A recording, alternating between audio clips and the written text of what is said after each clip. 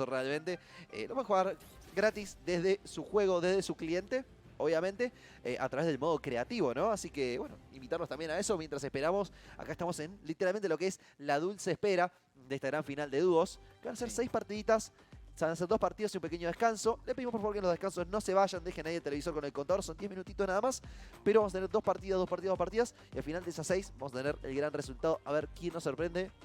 Es que lo van a necesitar, King Song, por favor, por favor. Y cruzando Cruzo los dedos. La llamita estoy cruzando acá ahora sí. Que cruzo la llama. Ahí está, cruzando la llama. Pero lo van a necesitar porque no me imagino que se van a querer perder. No se van a despegar hasta que llegue la victoria magistral de ese dúo que gane ahora el primer mapa.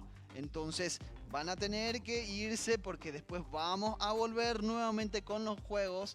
Entonces es algo de no perderse. El de dúo se avecina en minutitos nada más.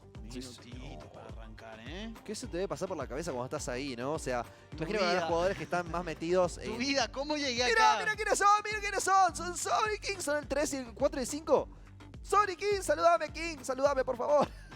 Están concentradísimos. Sí, están en lo suyo. Están en lo suyo. Porque están en esas etapas. King, que bueno, una bestia sin duda alguna.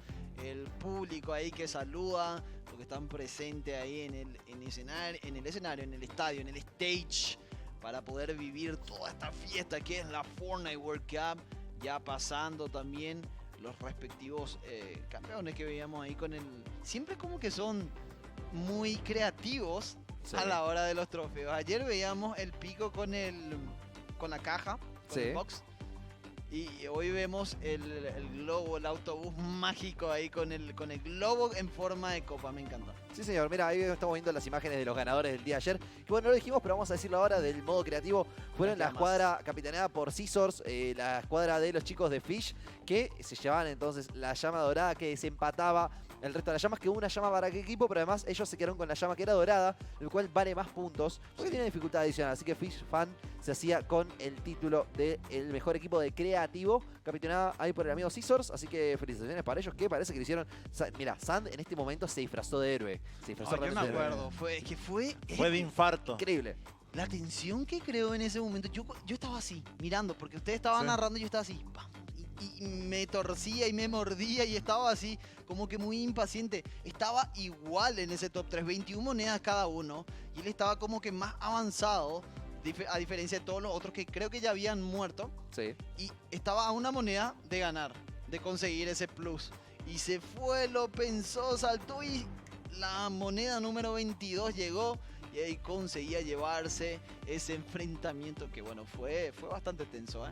Fue realmente impresionante, realmente impresionante. Y mira, ahí están entrevistando el héroe de la tarde, el señor Sanz, Se merece. que hacía unas jugadas Se pintó de héroe. que como vos decís, con esa decisión que tomó de decir, no voy a la arriesgada, voy a la segura, e hizo 2 seguras, se lleva entonces literalmente la carreada de su equipo, lo carrea todo su equipo, se lo pone al hombro acá y salió caminando diciendo, bueno chicos, si ustedes no lo pueden hacer, yo lo voy a hacer por ustedes. Y la verdad que se lo lleva adelante en lo que fue una jornada. Yo sé que es una jornada divertida porque es modo creativo. Sí, una jornada pero bastante fue divertida. más divertida de lo que esperaba realmente. Me gustó mucho el modo creativo. Quiero ver más eventos de modo creativo porque son realmente muy entretenidos, muy divertidos. Sobre todo muy extraños. Es como que rompe bastante. Muy extravagantes, ¿no? Rompe el encuadre que uno tiene de Fortnite, que por lo general son la isla, los 100 Sí, jugadores. claro, rompe los esquemas un poquito a lo que uno está Sí. acostumbrado dentro del mundo de Fortnite, y eso me encanta. Me encanta porque le da ese aire nuevo, le da ese aire fresco y le da oportunidades a jugadores que decíamos, de repente tanto el modo competitivo, el aim, quedar ahí en ese top, conseguir las victorias magistrales, no es tanto lo suyo, pero tienen otra forma en la cual pueden expresarse y en la cual pueden sobresalir, que es en este caso el modo creativo. Entonces me encanta que siempre busque oportunidades Epic Game para todo tipo de modalidad de juegos y para que haya cada vez más campeones en sus respectivos modos. Sí, señor, sí, señor. Fortnite, que es un mundo, es un juego que da literalmente para todo. Nos trae no solamente el competitivo tradicional en solo 100 dúos, nos trae el modo creativo, donde aquellos que tal vez no se le daba también el pro player habitual, pero sí tenían otro tipo de habilidades para este juego, como el modo creativo, pueden llevar adelante sus sueños de ser campeones mundiales. Nos trae también eventos como los Pro Game, que se hacen relativamente seguido, donde tenemos enfrentamientos con 50 pro players y 50 celebridades del mundo de todo tipo, y han pasado realmente celebridades de primer nivel Por ejemplo, ni más ni menos que el de ayer, Marshmello, el famoso DJ que Una está locura. rompiendo con todos los hits, todas las canciones de primer nivel a lo largo y ancho del planeta. Así que bueno, estamos viendo Fortnite da para lo que sea. Hay que seguir mucho las redes sociales para estar atentos justamente a todos los torneos que puede venir Fortnite o Epic Games, justamente porque sabés que puede haber de todo. Creo que el Mundial Fortnite creo que nos tomó a todos desprevenidos la primera vez que se había anunciado. No sabíamos que iba a ser así de grande, así de épico. Así que estén muy atentos a las redes sociales porque tal vez Epic Games les pueda llevar una gran sorpresa. Así mismo, y ya nos están diciendo acá en producción que tenemos tweets. A ver si nos pasan ya por la pantalla y comenzamos a leer algunos mensajes que mandan los chicos, ¿no? Sí, mira, cayó con el drop el tweet. Ahí está. Cayó con el drop, ahí está. Esta es tuya entonces. Bueno, muy bien. Entonces el primer tweet es del señor Argon que nos dice hashtag Mundial Fortnite ES, viendo la World Cup desde México con sangre española. Yami la llama. Mira, el nombre de la llama ya te digo. El nombre de Yami es Llama. Ey, esa me gusta. Abrazo enorme para vos, mi querido Argon, para vos, para todo el pueblo mexicano y para esa sangre española que tenemos todos en las venas. Me gusta el nombre de Yami, te soy sincero. Yami. Está en mi top, ¿Es Yami o en Yami? mi top 5. Yami. Yami, está bien. Vamos a decirle Yami. Ahí tenemos a Bexe que dice hashtag Mundial Fortnite ES, viendo el Mundial con mis 3 locutores favoritos. No. Muchas gracias, muchas me gracias, muero, Bexe. acá está el No. corazón en llamas. Para Muchas usted, gracias, Bexe, señor. por tus palabras, que la verdad es algo que nos llena bastante alegría, el público, que gracias a ustedes es que nosotros estamos aquí, que Así estamos mismo. haciendo la transmisión, porque si no fuera por ustedes, la verdad, no sé qué estaríamos haciendo. Yo creo que viendo el mundial en mi casa con mate, en alguna otra transmisión de otro país, básicamente. Cierto. Viendo, Así mismo. Bueno, un poco a ese juego, Barna, ¿por qué me hacen esto? ¿Por qué me dejan con esta a ansiedad a adentro? todos nos dejan con la ansiedad. Con el suspenso que nos da, pero bueno, aprovechemos este pequeño momento, Dale. este pequeño paz para compartir nuestras redes sociales, porque también, ¿Cierto? si hablamos de redes sociales y de apoyo, también tenemos que No lo hablar de hicimos todavía. nosotros y de cómo nos pueden dar su apoyo a nosotros de la siguiente manera, por nuestras redes sociales, que son, en este caso, no, lo suspendo porque me está diciendo por cucaracha, si lo mejor. Y va a decir, señoras y señores, que tenemos una. ahora sí en pantalla. Este es el atacazo inicial, este es el puntapié que da inicio a la gran final mundial de dúos de Fortnite, que ya está comenzando. Llegan los jugadores a la isla, Crims, y ahí lo tenemos en pantalla, al sueño argentino, el sueño hispanohablante. Él es King, y lo dejo en las voces de Rowan y de Silver. Ya arrancamos y en el spotlight sale King con Sau. Ya vemos la tal vez primera baja, por lo menos lo tumbaba, lo noqueaba y no conseguía así rematar con su compañero de tantas aventuras. A ver qué buen performance, a ver qué historia pueden escribir estos hispanohablantes que están acá para representar todo lo que es la comunidad de Fortnite de habla latina. Están fijando King y Zone quién se está acercando por un lado, quién se está acercando por el otro. Están estudiando el lugar y viendo qué amenazas pueden surgir. Mientras tanto, van a tratar de hacer la recolección de materiales. Siempre vamos recapitulando, ¿no? Tenemos el juego temprano, el juego medio y el juego tardío. El juego temprano es donde tienes que dedicarte a sacar muchos recursos, conseguir armas, conseguir armamento, conseguir balas, que te va a hacer mucha falta. Si tienes algún enemigo, tal vez, bueno, fíjate qué tipo de armamento tienes como para ahí encararlo. Y si no, bueno, seguir farmeando, seguir tratando de llegar hacia el borde del mapa. Ahora, si tienes en el juego medio, ya es un momento donde ya no puedes lootear tanto, donde ya no puedes recolectar tantos recursos, y vemos como Kingston están en un juego temprano bastante bueno porque no tienen ninguna amenaza, pueden continuar con lo suyo sin necesidad de pasar a ningún peligro, pasando a diferentes momentos, pero por ahora se siente esa tranquilidad. Escucha eso. Es como que estático, es la sí. paz. Es la paz, totalmente. Los pajaritos estamos escuchando acá en las dulces y verdes praderas del mundo de Fortnite. Todavía en estos primeros minutos sabemos que lo dedican a farmear, a conseguir el buen loot, algún que otro enfrentamiento si se acerca alguien en el vecindario. Porque todavía no hay acción, están bastante solos, así que van a poder lootear tranquilo. Mirá cómo cierra ese mapa, mi querido Silver, mucho afuera, como que bastante disperso dentro de todo. Sí, vamos a ver cómo se están encontrando un punto cada uno en diferentes zonas. Tal vez hay uno que otro que se puedan estar chocando en este momento. Tal vez porque tal vez no midieron bien los lugares. Es como que ya cada uno tiene una repartija no tan clara de los lugares, pero más o menos se mantiene. Pero por ahora es algo bastante tranquilo. Mientras tanto, vemos cómo los chicos todavía siguen y siguen tratando de sacar más recursos porque saben que en el juego tardío es donde el peligro es inminente, donde ya tienes ya llegando a las últimas tormentas, que recién estamos en la primera, las últimas tormentas van a ser las más vitales porque ahí es donde van a poner todo su empeño y todo su desarrollo en el juego. Cuidado con Dead, que se va de Adra, ahora quiere buscar el enfrentamiento. Vamos a ver ahora, lo va a flanquear. Tiene la altura, lo tiene al costadito, se piensa un poquito, no quiere avanzar su compañero que lo flanquea, el grupo. Se van ahora sí en una ventaja numérica, lo bajaba, acá está el castigo divino y se lo llevan. 2 muertes ya en sus saberes, comenzando con energía y frenesí. Estas primeras partidas volviendo sí al dúo argentino que está todavía sin, en este caso, mucha acción. Bastante tranquila por su zona. Anteriormente habían eliminado a la escuadra brasileña WishDP y Gustavo, que habían sido ahí eliminados ya en las primeras zonas. La verdad, una lástima por parte del servidor brasileño.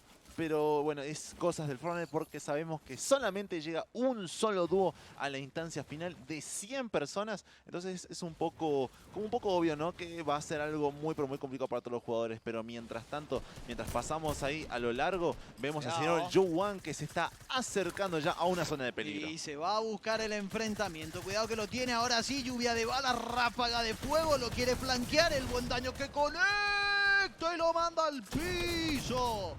Ya terminando con su vida y sumando su primera muerte. Está su compañero que quiere cobrar venganza, que se lleva a su dúo. Y parece que lo va a terminar desesperado para salvarlo. Quiere abrir ahora sí una brecha de luz, una brecha de esperanza para poder salvar a su compañero y llevarse otra eliminación más en el bolsillo. Decide pisar el freno.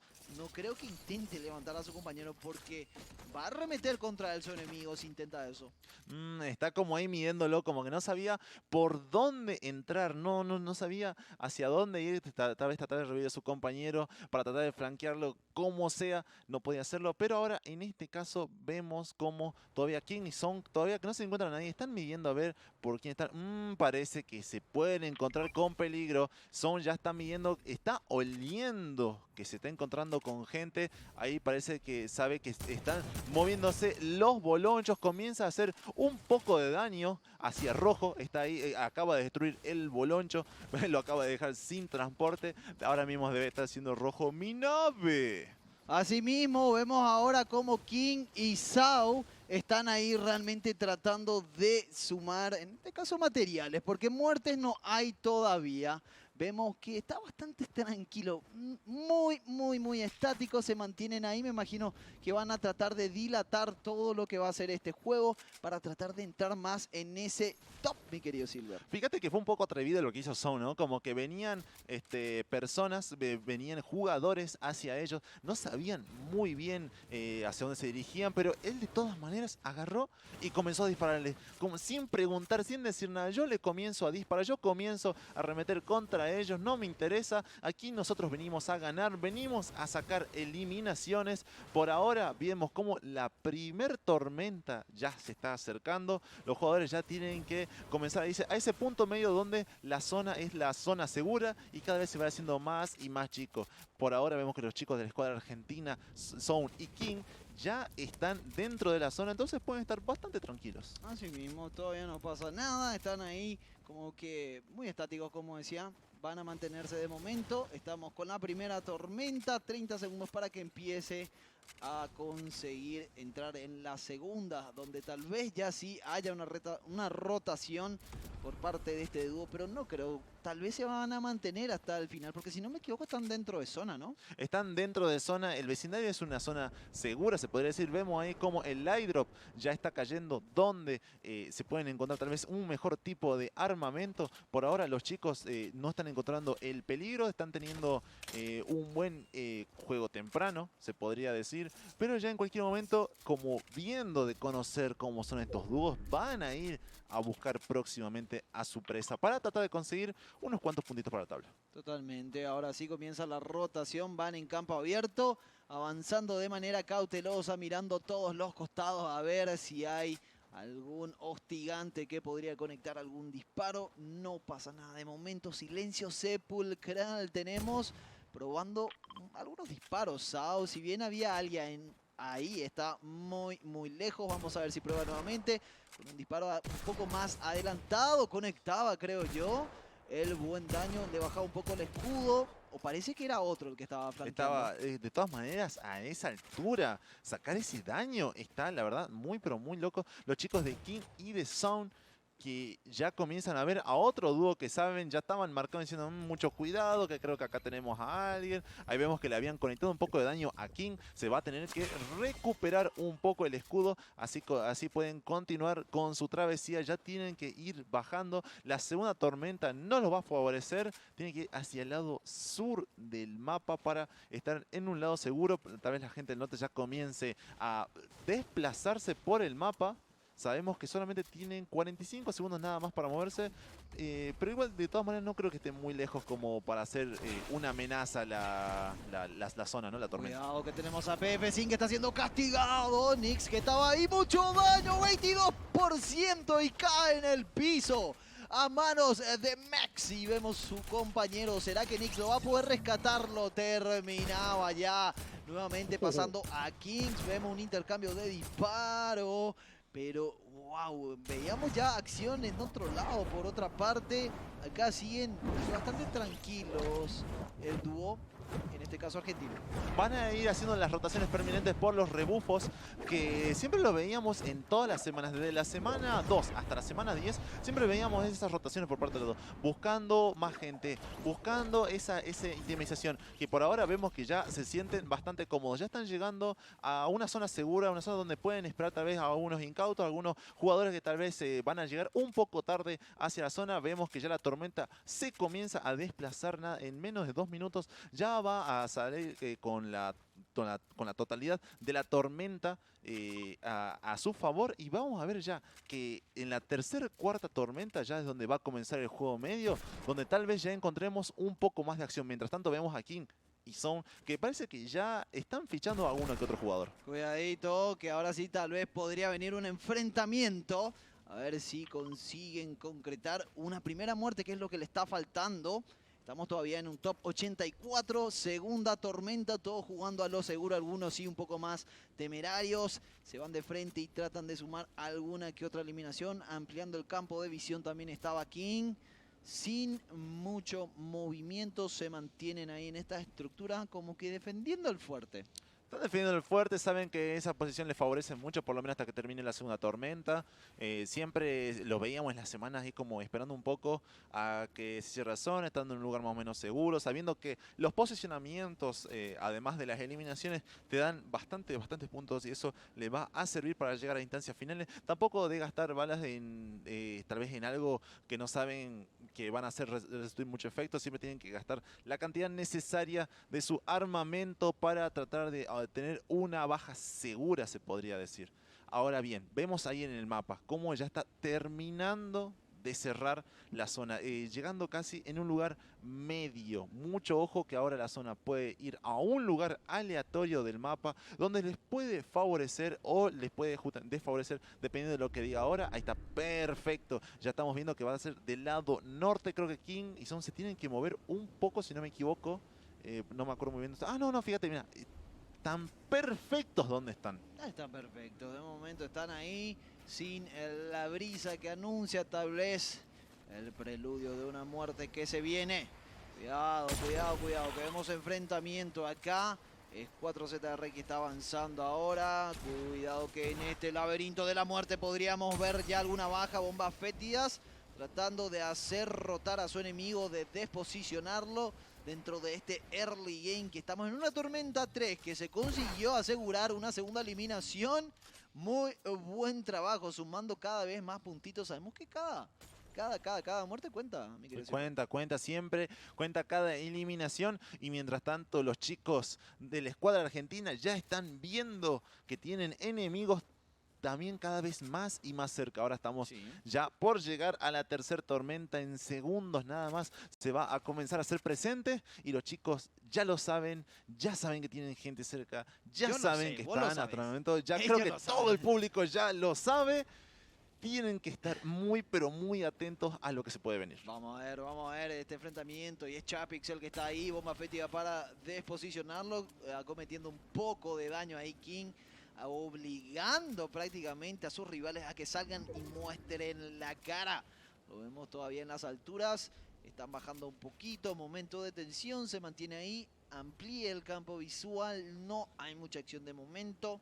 Tercera tormenta, un minutito para que cierre el círculo. Y como que se están respetando entre todos. Se toman su tiempo realmente, ¿eh? Se está tomando su tiempo porque saben, como venía yo recién diciendo, tienen que fijar que ya puede haber mucha gente alrededor. Un paso en falso te puede costar totalmente la partida. Conecto. Estamos en la final de la dúos de la Fortnite World Cup, donde un error te puede costar totalmente la partida. Estamos con los 100 mejores jugadores del mundo en estos momentos, entonces tienes que estar muy seguro de lo que vas a hacer. Entonces tal vez van a ir un poco más seguros, pero mucho cuidado que King y Zone ya se van a comenzar a encarar a más personas, Rowan. Se va ahora sí, viene la cometida, pero cuidado que este chico está preparado. Tiene cargada el arma, la escopeta, lo mandaba al piso, lo noqueaba, quiere flanquear y terminarlo. Su compañero que está haciendo el buen support cae del cielo y lo recibía con un balazo, consiguiendo su segunda muerte. Excelente trabajo, ya comenzamos la acción, parece.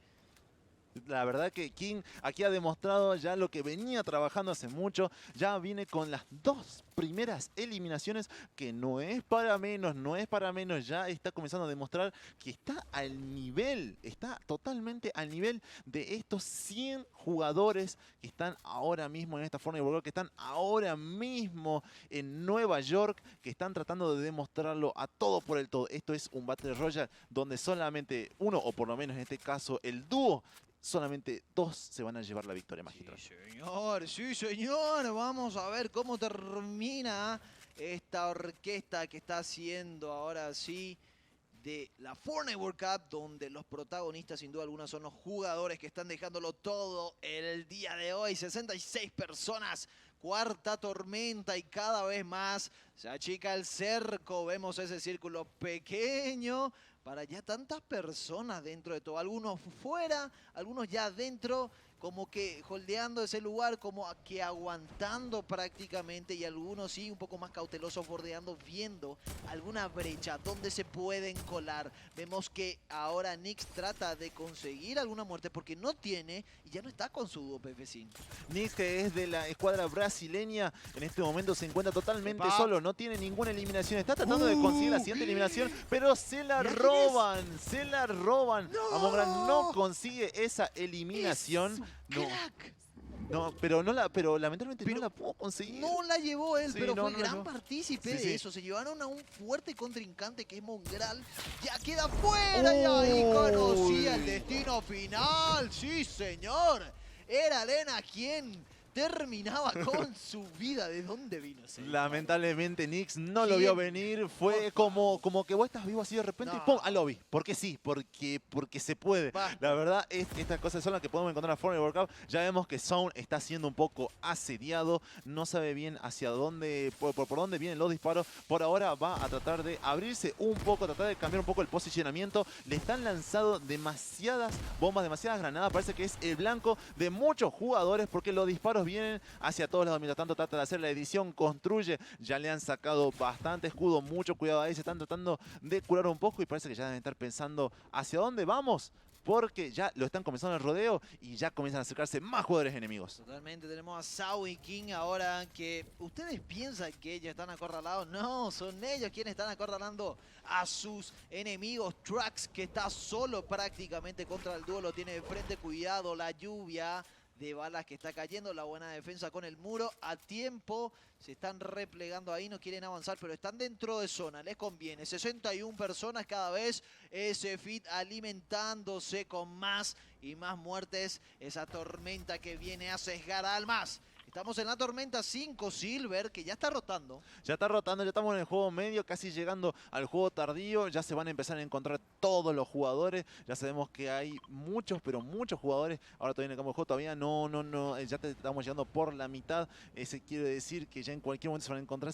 Va a ser un caos. Va a ser un caos. Esto ya no va a ser solamente tu habilidad de juego, no, sino va a ser la forma en que reacciona, porque solamente van a tener segundos y milisegundos nada más de reaccionamiento para saber qué estrategia van a usar mientras la tormenta se hace presente ahora mismo. Cuidado que Sound se va ahora sí de manera temeraria, cayendo con el buen cubo para defenderse. Su compañero que estaba ahí al lado, cayendo también. ¡Opa! Ese salto de fe que hizo al momento de caer en el Open. Podría ser la boca del lobo, pero no le importa nada. Cae al mismo tiempo con el disparo. King, que decide ser un poco más conservador, decide pisar el freno. Caía su compañero, tiene 2 eliminaciones, lo va a buscar la buena edición y 2 contra 1.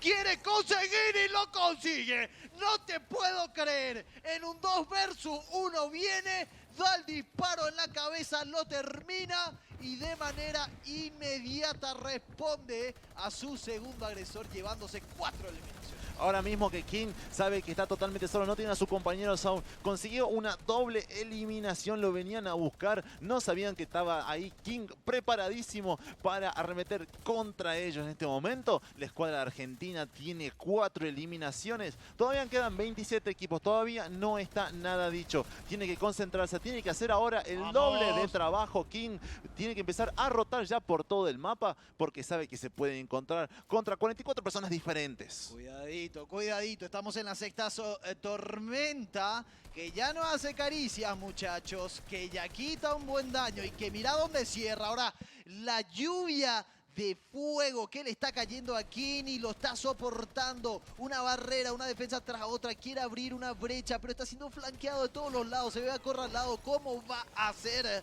para poder escaparse de esta encrucijada en la cual se encuentra? Ese fuego cruzado cae de todos lados. Está bastante complicado sin su dúo, está en una pequeña desventaja, pero King todavía sigue demostrando que es un jugador que se hace valer. Mientras tanto vemos en la sexta tormenta cómo ya se comienza a hacer presente. Tiene que quedarse dentro para no recibir tanto daño de la tormenta. Y vemos cómo se ya está encerrándose, viendo que cuál puede ser una víctima que puede caer alrededor. Alguien descuidado que no sabe dónde está. Ahí perfectamente está dentro de la cueva, dentro de uno, se encerró, no sabe qué es lo que va a hacer en este momento, tiene que salir ya mismo de ahí porque la tormenta ¿sí? es la que se puede ser, la que no llegue a cometer contra él, perfectamente llega a hacer la primera eliminación, perdón, la quinta eliminación para él y ahora va a relajar un poco porque se tiene que curar, tiene que conseguir esos escudos, sabe que no está en un lugar muy seguro. Se desata el frenesí, muchachos, de la ira, ¿será que viene? Porque la semilla del caos fue plantada en un top 28, en una tormenta 7, en un círculo que es más que pequeño, donde solo los mejores gladiadores van a quedar en pie. Vemos que King quiere mantenerse con vida, con 5 eliminaciones, esperando a que alguien caiga para tratar de agarrarlo desprevenido, mantenerse en este top, dilatando todo lo que puede. Se está quedando sin recursos. Fíjate que solo tiene 240 de madera. Si bien tiene un buen armamento todavía, le queda pocos recursos para tener una buena defensa. Solamente tiene 15, 10, 9 materiales nada más para construcción, lo cual va a tener que sacar un asesinato como sea, porque va a estar muy complicado, si no ya solamente tiene 4, tiene que hacer una pequeña edición. Ahí vemos que consigue otra eliminación más, pero Hunter que en este caso va a sacar la eliminación de King, dejándolo afuera con un top 14. Se quedaba ahí en el camino, top 13, ya estamos en esta recta final. Sade que está por los cielos, está en las alturas castigando a todos los que están ahí. Los vemos también sin casi recursos, no tiene más materiales para seguir construyendo, no tiene tampoco muchos recursos para poder mantenerse a flote en estas alturas. Si bien tiene balas, tiene también la actitud y la convicción de poder seguir y sumar más eliminaciones. Se complica en esta etapa, Silver. Sade, que en este momento está dominando en las alturas con su compañero Saf, están ahí como pegando los techos, haciendo que no pueden hacer absolutamente nada, distrayéndolos un poco de lo que está pasando alrededor. Ya tenemos top 3, estos son los últimos dúos que están quedando y los demás están quedando totalmente solos. Rowan, ¿qué es lo que va a pasar? Vamos a cantar 1, 2, 3. ¡Victoria! Victoria magistral, entonces la que tenemos en la primera partida. Con una actuación, de todas maneras quiero hacer paréntesis. Locura. De King que fue una real locura contra los mejores del mundo, quedando relativamente cerca de lo que son, bueno, quedando en posiciones de puntajes, dándole algunos puntos, sacando 5 eliminaciones sobre un total con un early bastante tranquilo, así todo, 5 eliminaciones, ganando un 1 versus 2 de una manera increíble. La verdad que se ha llevado bastantes flashes este chico, no sé si lo vieron en todos los lugares del mundo, pero el que haya visto esas jugadas habrá quedado como, madre mía, se las traen estos muchachos, Totalmente. Se las traen. Qué manera de arrancar, ¿ah? Qué manera de arrancar una primera partida. Ya casi me quedo sin garganta gritando todas estas maravillosas jugadas y buen performance que nos están demostrando realmente estos increíbles jugadores que son lo mejor de lo mejor. Lo top de lo top está el día de hoy acá en la Fortnite World Cup para todos ustedes, muchachos. Y miren, bueno, ahí estamos, me imagino que viendo un poco el replay, porque quiero volver a ver lo que fueron esas jugadas increíbles con la cual nos deleitaban estos increíbles guerreros. Sí señor, quiero ver esas jugadas que estamos viviendo con ellos, que estamos compartiendo con los jugadores que eran realmente impresionantes, que realmente te daban de qué hablar, de qué responder, y me dicen que parece que tenemos ahí algunos que otros replays. Bueno, ya se están viniendo en este momento, a ver si los tenemos, vamos si a los verlo. comienzan a pasar, porque ha dejado los mejores momentos. Ahora sí comenzamos a vivir. Yo les cuento que mientras ustedes estaban viendo estas jugadas, Sí. yo, bueno, ustedes lo saben, en estos momentos yo estaba gritando con los jugadores argentinos como si fuera, no sé, un partido de fútbol. Realmente estaba emocionado porque veía a un King que estaba iluminado, que estaba yendo todo por delante. Y esta es la jugada que decíamos: rulla uno, ve uno, ve el otro, Uno mata a la que tiene delante, cabeza. esa vuelta, salta, esquiva, construye y mata al otro. Esto es impresionante. Le salvó el escudo. Y Le salvó, es verdad, le salvó bastante el escudo, Sí. le salvó también un poco la suerte en ese caso, porque el que venía entrando por el costado no le había pegado, no le había atinado la cantidad de balas correspondientes, sino ya hubiera sido totalmente eliminación para King en ese momento. consiguió esas dos épicas eliminaciones, entrando en un top 14. Muy buen trabajo. Veíamos también a Nix siendo ahí diezmado, llevándose, creo que una eliminación nada más. PF5 que no conseguía sumar también, que en este caso son nuestros representantes latinos que tenemos allá en la Fortnite World Cup. Tenemos también unos cuantos, pero que en este caso no salieron en Spotlight. Pero muy buen trabajo realmente, ¿eh? Sí señor, también Gustavo y WishDP, que también están jugando en su dúo, han caído también early y no han logrado sumar ni eliminaciones ni puntos por posición, así que bueno, vamos a desearle un mejor andar a los Slackers chicos también que brasileños, que también son nuestros hermanos, que también están ahí jugando. Y vemos la victoria festejo de la escuadra del señor Said, que se llevaba con ese último disparo la partida para sus arcos, que imagino yo, con esa victoria magistral estará seguramente en los primeros o en el primer puesto, es lo más Sumando lógico. 10 Sí, puntos. Pues son 10 puntos más la cantidad de eliminaciones que traía en sus arcas, así que son una buena cantidad de puntos. Que bueno, ya más adelante nos estarán pasando solamente las tablas, pero antes de eso tenemos tweets acá abajo. Mi querido Barna, ya me eligieron a mí. Dice Te el señor autodenunciaste. Smilek, dice, perdón, subo y bajo, perdón, disculpame allá. Dice, hashtag mundial Fortnite DS, la fusión podría ser sin Kong. King Kong dice por ahí, como se ríe, sin Kong. Está bueno. Jajaja. Vamos, 9Z Guacho dice por ahí. Saludos desde Uruguay. Manda un saludo enorme para toda la gente del país de Uruguay, de ese pequeño país, pero de enorme alma a las personas. Mucha fuerza la gente de Uruguay. Sí, mucha Totalmente. fuerza a la Abrazo gente de grande. Uruguay, mucha fuerza también toda la gente que nos está siguiendo desde Latinoamérica, desde Chile. Vemos también saludos ahí a los chicos también de Colombia, de Perú, todos apoyando mirá a eso. los chicos de 9Z. Mientras tanto vemos ahí la puntuación de Saf y Said, el estadounidense y el canadiense, que con 15 puntos está sin compartir el primero, están únicos ahí arriba. Mongral y Mitro igual terminaron en tercer puesto, ¿eh? Y lo veíamos a Mongral caer a mano de Nix King, que estaba en un 9º puesto, entrando en ese top 10 también. Y está peleado en ese primer juego. Ya nos da esa piel de gallina, ese salseo, ese picanteo para ver cómo termina. ¡Wow! ¿Qué será que nos espera ahora en esta segunda partida? Yo creo que tenemos acción de todos los colores. Realmente se está demostrando que todos los mejores acá. La Pero llama está hypeada. ¿Te das cuenta? Yo no sé si está más hypeada la llama o estoy más hypeado yo. Pero te das cuenta que están los mejores cuando en la quinta o sexta, cuando en la sexta tormenta todavía tenemos como 40 y pico de personas que no ni siquiera en las clasificatorias de América Latina pasa eso. Pero sin más preámbulos, 5, 4, 3, 2, 1. Arranca la siguiente partida al parecer, ¿no? Así es, parece que ya está arrancando la segunda partida, la verdad, muy pero muy emocionado. Y ahí vemos la cara de todos los jugadores que van a estar siendo presentes en esta partida, pero también van a estar presentes ellos, son Barnaldi y Rowan. Y arranca ya la segunda partida en estos momentos. Uy, volvimos a las cámaras. No volvemos acá, Está arrancando. Tengo parece, tengo ¿eh? videos. ¿Qué está pasando? Ah, era la previa eso, era Ya la no previa, vamos, me están ya diciendo no. por acá. Ay, me hicieron ahí como de la mague, me hicieron como Te si hicieron fuera... la mague. te Así hicieron no quieren, el no, juego no, de no Me quieren cadera. comienzo. me hicieron como la de La Messi. gameta Me ahí. quedaron y me llevaron por un lado y para el otro. El quiebre de cintura me hicieron. El Ahí quiebre de está. cintura me hicieron. Así como Messi. Bueno, me dejaron ahí como... Pero parece que se están preparando los jugadores y ya ahora va a venir con el espectador dirigido en el cual vamos a poder de alguna manera ver el seguimiento de nuestros jugadores favoritos. Bueno, seguramente es King y Son. Mira, te iba a decir Sin y Cone porque ya me estoy quedando con las fusiones. Ya está la fusión. Que nos van a editar con sus jugadas y también todo el seguimiento general de esta World Cup donde vamos a llegar de principio a final todas las partidas que estén transcurriendo. Así que no se pierdan ni un segundo de acción en esta transmisión en directo por YouTube, Fortnite DS, por Así Twitch, mismo. Fortnite DS y por ESPN más también. Así que parece que ya tenemos juego. Sin mucho más, señoras y señores, estamos ingresando en este mismo instante. Tenemos partida y ahora sí vemos al rey cayendo a la isla. Quiere alzarse por sobre su trono. King y Son comenzando esta segunda partida en busca de mucha más gloria. La escuadra de 9Z dice presente. Vamos a ver cómo termina este partido porque se llevaban un top 10 tanto King como Sao. Vemos ya las primeras bajas ahí dentro de este top 100 que comienza el early game y que vamos a estar acompañando para todos ustedes. Y parece que van a la misma zona, ¿ah? Sí, señor, parece que van al block nomás. Finalmente van a seguir en este mismo lugar. Parece que, imagino yo, es un spot que están eligiendo los chicos porque no tiene mucha movilidad, no tiene muchas situaciones de ir a tradear, pero que sí tiene buen loot. Van al vecindario, ¿no? Y además tiene de buen loot, que no es el mejor, pero es bastante más que aceptable.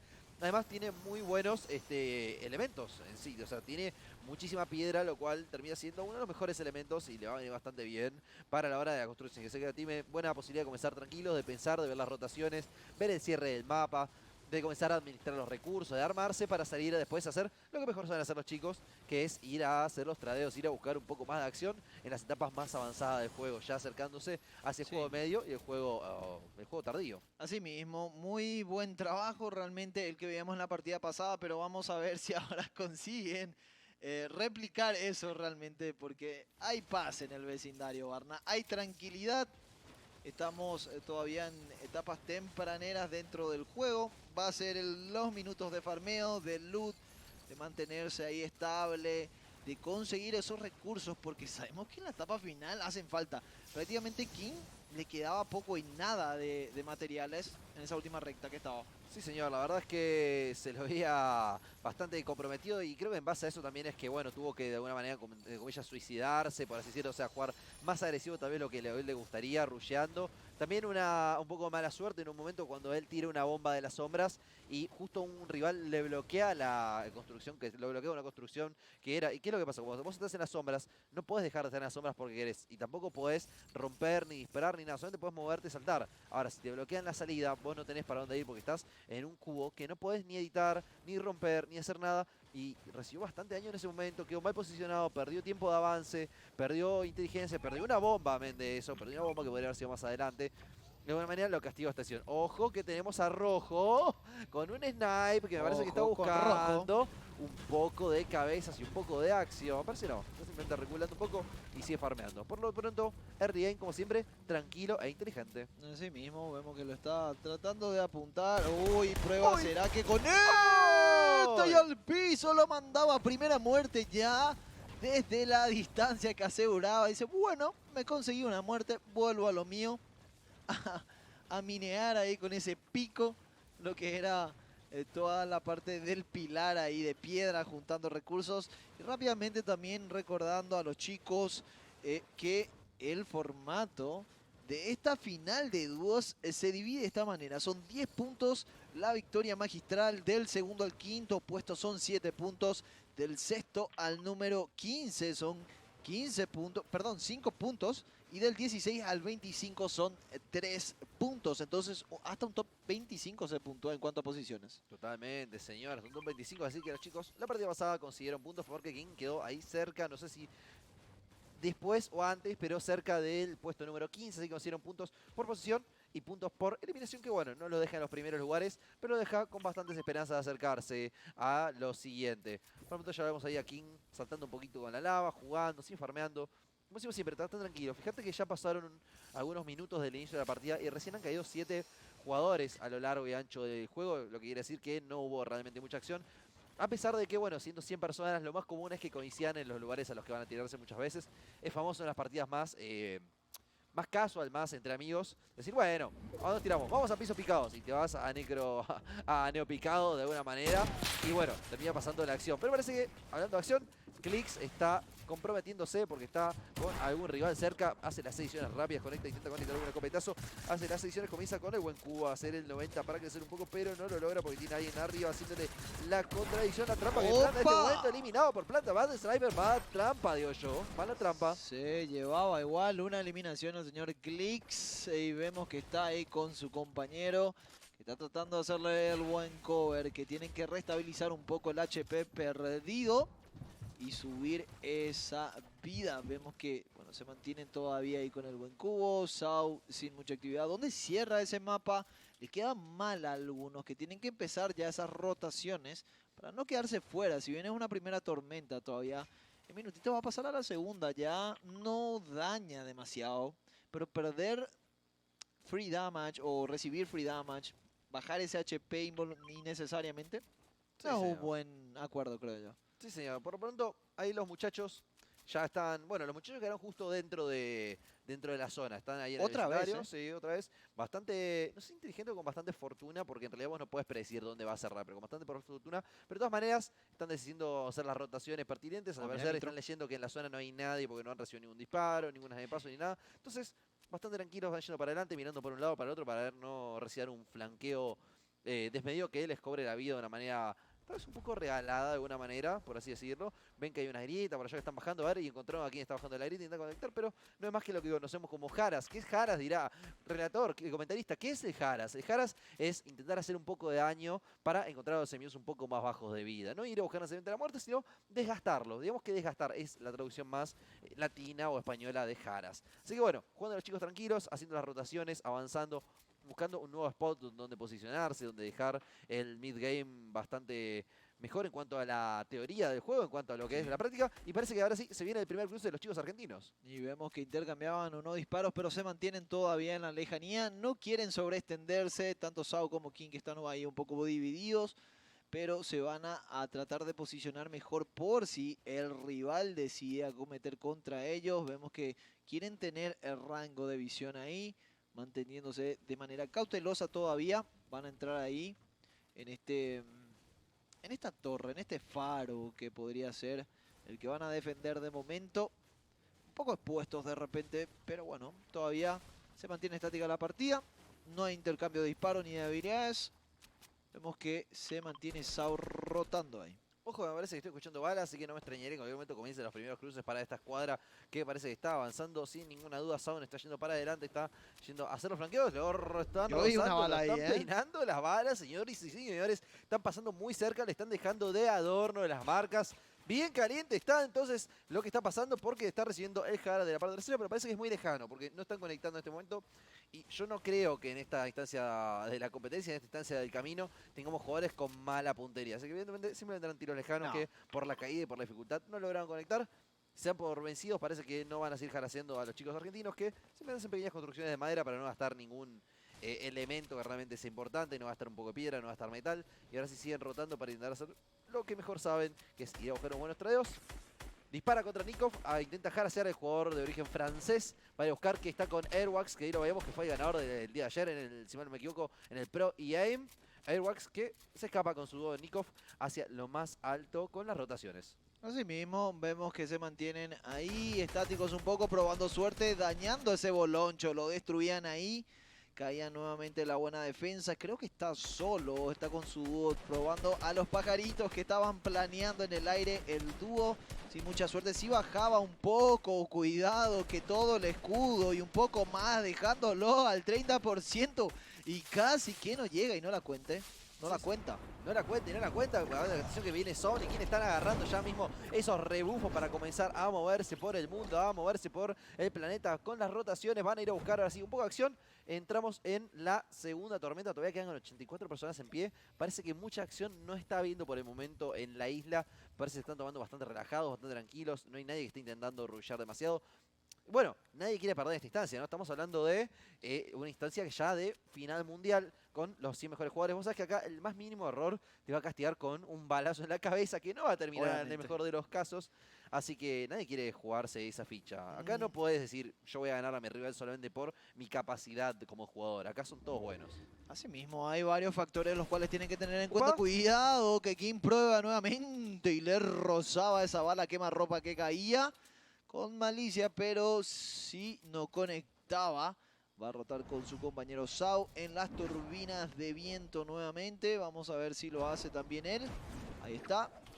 Decide planear. Van a ir contra su... Opa, cuidado con King, que se vuelve bastante vulnerable cuando están haciendo eso. Sí, señor, está un poco en las alturas bastante vulnerable, pero de todas maneras bastante inteligente la decisión de no ir para el rebufo, sino hacer el salto y bajar con la delta para comenzar a hacer el juego de caderas, el juego de cinturas e intentar de esta manera esquivar el daño. Fue bastante inteligente esa decisión que toma el señor King, que después se esconde por detrás de la estructura del rebufo y finalmente detrás de la casa para quedar bastante bien posicionado. Ahora sí, vemos que tenemos tradeo, tenemos acción porque está recibiendo escopetazos, está recibiendo un rocket launch, si no me equivoco, un cohetazo que caía del suelo, 66 son los puntos de vida, ninguno. Y hasta acá llegó el dúo argentino porque han caído tanto King como Zone a manos de Kingstar, que bueno, parece que ha hecho unos rockets bastante bien en nivel. Bastante complicado, sigue la partida de todas maneras. Vamos a ver qué es lo que termina pasando. Sigue la acción acá en la isla de Fortnite, donde estamos buscando quién va a ser el siguiente. Tendremos brasileños vivos, tendremos jugadores pro players. Vemos a Miss en este momento con Deadra. Qué balazo que van a ir a los tradeos. Escopetazo por aquí, escopetazo por allá. La edición rápida para evitar el tradeo. Y ahora se viene el juego de ediciones y tradeos. Lateral intento de flanqueo, no lo logra. Se encierran con el buen cubo y no están logrando que sus rivales pasen. Pero vamos se le acaba y Miss recibe el castigo en el suelo. Totalmente de rodillas y al lobby. Flanco izquierdo, poco HP, ambos integrantes, no había nada que hacer, lo terminaban ya ahí y se va directo al lobby. No va a poder sumar más puntos en esta segunda partida. Vemos ahora a Saf con Sai también, que está, bueno, holdeando ahí ese lugar, cuidando como cual centinela. Una eliminación para este dúo. 71 personas que tenemos con vida aún. Tercera tormenta, 1 minutito y medio para pasar a la cuarta. Algunos todavía fuera de la zona segura. Y digo segura entre comillas porque obviamente, como siempre lo menciono, hay gente que está esperando, como esos cazadores, pacientemente a que alguien caiga en la trampa. A que alguien desprevenido pase mirando mariposas y ¡zas! Un balazo directo a la cabeza. O Sas o Sai también, porque Sai es el que estábamos expectando, que era el ganador de la anterior partida. Pero bueno, realmente nos ponemos en los zapatos, o mejor dicho, en el modo drone, porque estamos viendo que se acercan Brush y Sislaki, ni más ni menos que al dúo brasilero que sigue en pie. Estamos hablando de Wishi, DP y Gustavo, que están haciendo la buena fortaleza típica del juego medio. 69 personas son las que quedan en pie con sus ladrillos. Esa casa elevada que están teniendo parece una especie de duplex de esos que a vos te gusta construir, mi querido arquitecto Rowan. Sí. Donde los chicos se están resguardando un poquito, están jugando relajados y están tratando justamente de buscar un poco de jaras, buscar alguna cabeza desprevenida. Totalmente, se mantienen ahí la abertura, la edición para tratar de conectar con alguien desprevenido, pero de momento no, están remodelando la casa, están como que con ese va y viene, cierra, edita nuevamente. Está sediento de sangre, eso se está sintiendo por lo menos WGP. Tienen la sangre en el ojo, no hay eliminaciones todavía. Si bien están en un top 69, sabemos que no puntúan a partir del top 25. Es cierto, O es hasta el cierto. top 25. A partir del top 25, claro, comienzan los puntos, literalmente. Entonces, hasta ese momento es donde tienen que subir para hacer puntos por al menos lo que es posicionamiento. Amén de eso, también hacen puntos por eliminaciones. Y eso es lo que saben, porque están ya rápidamente yendo a buscar la vía side y de Saf, que se escapan con el buen juego de caderas, volando por el cielo. Pero ahora sí está recibiendo el castigo. Baja su escudo casi en la totalidad, pero van a escaparse sin mucho más que eso. WGP y Gustavo, que se están estableciendo en este momento, entonces en su propia casa, relajados, buscando algún que otro tradeo. Vemos que en el borde de lo que es el próximo cierre de tormenta, ya ingresando en la tormenta número 3 básicamente. Parece que se está sacando a Airwax, se está acercando el dúo francés con Nikov. Y vemos para allá a Slack, que es también el jugador mexicano que también está dando presente con su dúo Kiss. Y parece que esto se va a poner realmente muy bueno, porque ahora sí, los jugadores comienzan a estar muy cerca uno de otro y se viene la acción. Se mantienen a sí mismo. De momento un poco estáticos, Ibarna. Se quieren holdear, quieren dilatar lo máximo posible, que vengan por ellos, no ellos ir a buscar tanto, como que están un poco cómodos. Vemos que tienen bastantes recursos todavía, bastante sólidos. Un combo de arma no óptimo, pero sí en este caso que puede llegar a causar bastante daño a su rival, por lo menos el que está moviendo de Gustavo. de corta y media distancia. Tenía más que nada ese wombo combo ahí de subfusil, fusil, escopeta también, con un ítem de apoyo. Entonces podría brindarle un buen plus para un enfrentamiento de cercanía o mano a mano. Cuidado el daño de la bomba fétida que está conectando. Y Wishy de Pique está como que ahí cerca también, pensándolo bastante. Lo siento un poco aéreo de repente, ¿eh? Sí, lo siento un poco como que no tienen al menos el plan de juego muy definido, o así se los ve. Yo calculo que sí, quieren holdear todo lo posible en la posición. Yo creo que están intentando lograr lo que los rivales, o lo que se conoce en los deportes tradicionales como error forzado, hacer que los rivales tengan errores forzados. ¿Qué es esto? Estirarla tanto que en algún momento alguien tenga que pisar el palito de salir a hacer las Que pise la rotaciones. cáscara de banana, Y el ¿no? que pise la cáscara de banana termine cayendo arriba de una bala sentado. Así que básicamente esa parece que es la historia, porque parece que ya tenemos a Said yendo a buscar un poco de acción con su dúo con el señor Saf, yendo a buscar el tradeo Storm que cae al suelo de rodillas, y el escopetazo para llevarse el punto de la eliminación para Said, que parece que se está poniendo el traje de héroe, la capa de candidato. No le queda grande la camiseta. Said, 2 eliminaciones, 2 puntos, y se posiciona bastante bien, ¿eh? Parece que está en su terreno, parece que está en casa Said, porque está acá llevándose otras 2 eliminaciones. Estaba como puntero también en esa primera partida y quiere sumar más. Ahora Wolfies, por otra parte, que está en el spotlight sin eliminaciones, al igual que su compañero Rojo, que está ahí tratando de aguantar. Cuidado que viene la agresión y la hostilidad. Conectaba, creo yo, que una buena dinamita no era suficiente. Cae la adición nuevamente y estamos en este tira y afloja ahora. Sí, señor, estamos en un tira de floja construyendo por aquí y por allá. Lo vemos a Wolf y entonces con ese rojo, muy bien decías vos, que ahora van a tomar un poco más de altura, van a intentar ir a buscar un poco más arriba el éxito. Parece que van a escaparse un poco de los tradeos. Se escucha por debajo una balacera impresionante. Parece que los vecinos no se están llevando muy bien. Parece que hay alguna que otra discusión entre ellos y los jugadores se van a aprovechar de esto. Van a intentar repartir algo de Jara, van a intentar repartir algunos disparos y lo van a lograr porque Kingstar termina cayendo al suelo y se vienen ya rápidamente esos granadazos y esos... sí, esos granadazos que están cayendo con el launcher para intentar llevarse la eliminación. No lo encuentran, pero lo que sí están logrando es eliminar muchísimas construcciones, que le va a dar mucha visión, entorno y ventaja a los rivales que se pueden llegar a acercar. Parece que Wolfies finalmente se lleva la eliminación del señor Kingstar, que era el quien se había llevado la vida de los argentinos. Totalmente avanzando ahora sí Wolfies con una eliminación al igual que su compañero Rajo. Vemos que tiene 59 personas con vida todavía este mapa. 34 dúos, quinta tormenta que empieza a rotar. Y ahora es cuando comienza ese fuego cruzado, cuando las personas tratan de ir a esa zona segura para no ser dañados por la tormenta y se encuentran con una lluvia de plomo totalmente, con esas ráfagas de fuego que pueden terminar con su vida. Vemos ahora sí bastante acción, no, decide retroceder Case y probando suerte. Vemos en este frenesí el intercambio de disparos, lo terminaba. Tercera muerte para Kiss. Sí, señor, que se termina llevando entonces para la tumba. Kiss, quien es estadounidense y es dúo de Slikes, el mexicano, que ya ha caído en desgracia. Así que bueno, quedará en representación del estadounidense llevar adelante el buen nombre de este habla hispana, de este latino que está jugando también el mundial para estas personas. Yendo a representación, Wishy termina eliminado en este momento a las manos del señor Kiss. Imagino yo que Gustavo va a estar con vida todavía porque Wishy lo eliminaron. Entonces, eso significa que su dúo está parado aún. Por lo pronto, Jay y Little vamos a estar en sus pies, que termina haciendo la eliminación sobre Skype, que se come la teoría de la trampa. Tenemos también acción por la parte inferior, la rápida edición para intentar con esa pirámide escaparse de la acción.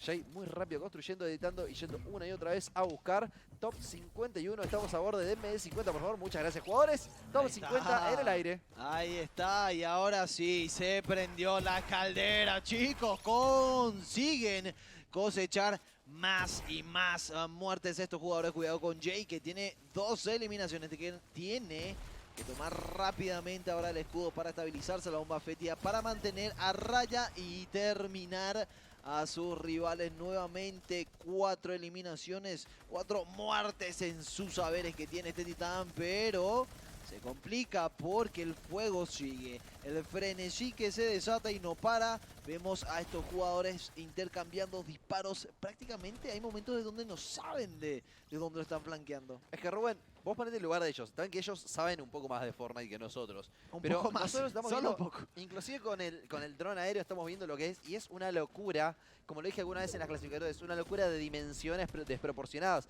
¿Por qué? Porque no estamos hablando de 3 dimensiones. Parece que son 4 o 5 dimensiones. Porque tenés alto, bajo, izquierda, derecha. Tenés todos los planos habidos y por haber. Y en todos hay acción y movimiento. Entonces, estás jugando un juego que es de todo menos lineal. Y tenés que tener ojos, no solamente en la nuca, sino en la cabeza. Como lo estuvo en este momento Volks, para ver el avance de Hunter, que termina cayendo. Entonces, en este momento se está acercando ya la tormenta número 6, si mal no me equivoco, se está moviendo. Son 35, 34 los pies que quedan en vida. Y ahora mirá lo que está cargado de jugadores. Es donde se comienza a ver las cosas, donde realmente se comienza a ver los buenos, porque acá se viene la acción. Poco espacio para tantos jugadores, muchas ediciones. Y acá que no te juegue mala pasada la falta de elementos, porque la vas a terminar pagando muy caro. Volks, que recibe bastante daño como para quedarse totalmente sin escudo, pero va a ir a buscar la revancha después de recargarse un poco. Dice, ah sí, voy a ir a buscarte y te voy a llevar hasta la tumba.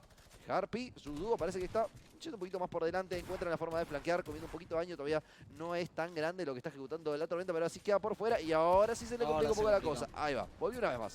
Se complica porque recibe daño, el fuego también del flanco izquierdo que conectaba, lo mandaba al piso y ya se queda simplemente con las ganas en este top 26 que tenemos ahora. Como ya decía, venían a calentar el caldero como estos, ¿quiénes serán? Es la pregunta, los verdugos que vengan a sesgar las almas que piden ahora sí poder ser apaciguadas, porque vemos a Sex Row que está también ahora cometiendo bastante contra sus rivales. Si bien no tiene eliminaciones, lo veo bastante sólido dentro de las alturas, con una buena cantidad de materiales y con sus compañeros también.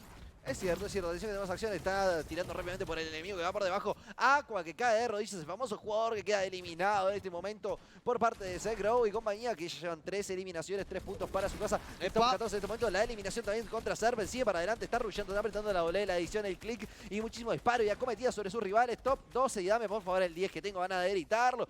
Y los jugadores siguen jugando en todos los planos de dimensiones posibles, suben, bajan, izquierda, derecha, no se entiende realmente para nosotros simples mortales qué es lo que están haciendo, pero ellos lo tienen mucho más que claro porque están comandando esto como si fueran los dioses del arma, los dioses del juego, los dioses de Fortnite. Y hablando de dioses, Snappy está en los cielos, mitigando y controlando todo lo que pasa por debajo, en el suelo. Para todos los terrarios, la cometida con esa minigun por sobre la estructura que no la va a conectar con nadie.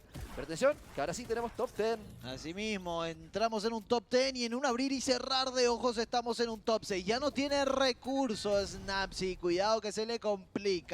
Podría ahora sí buscar algo más, cae nuevamente, quiere buscar, sabe que ya no tiene recursos, entonces tiene que encarar a pecho y espada como un titán. Vamos a ver si lo logra. Ítem ahora que no tiene eliminaciones, pero está cerrando y defendiéndose de manera épica. Se tira hacia el cielo. No te puedo creer esa jugada magistral por los aires. Conseguía conectar y quedaba casi.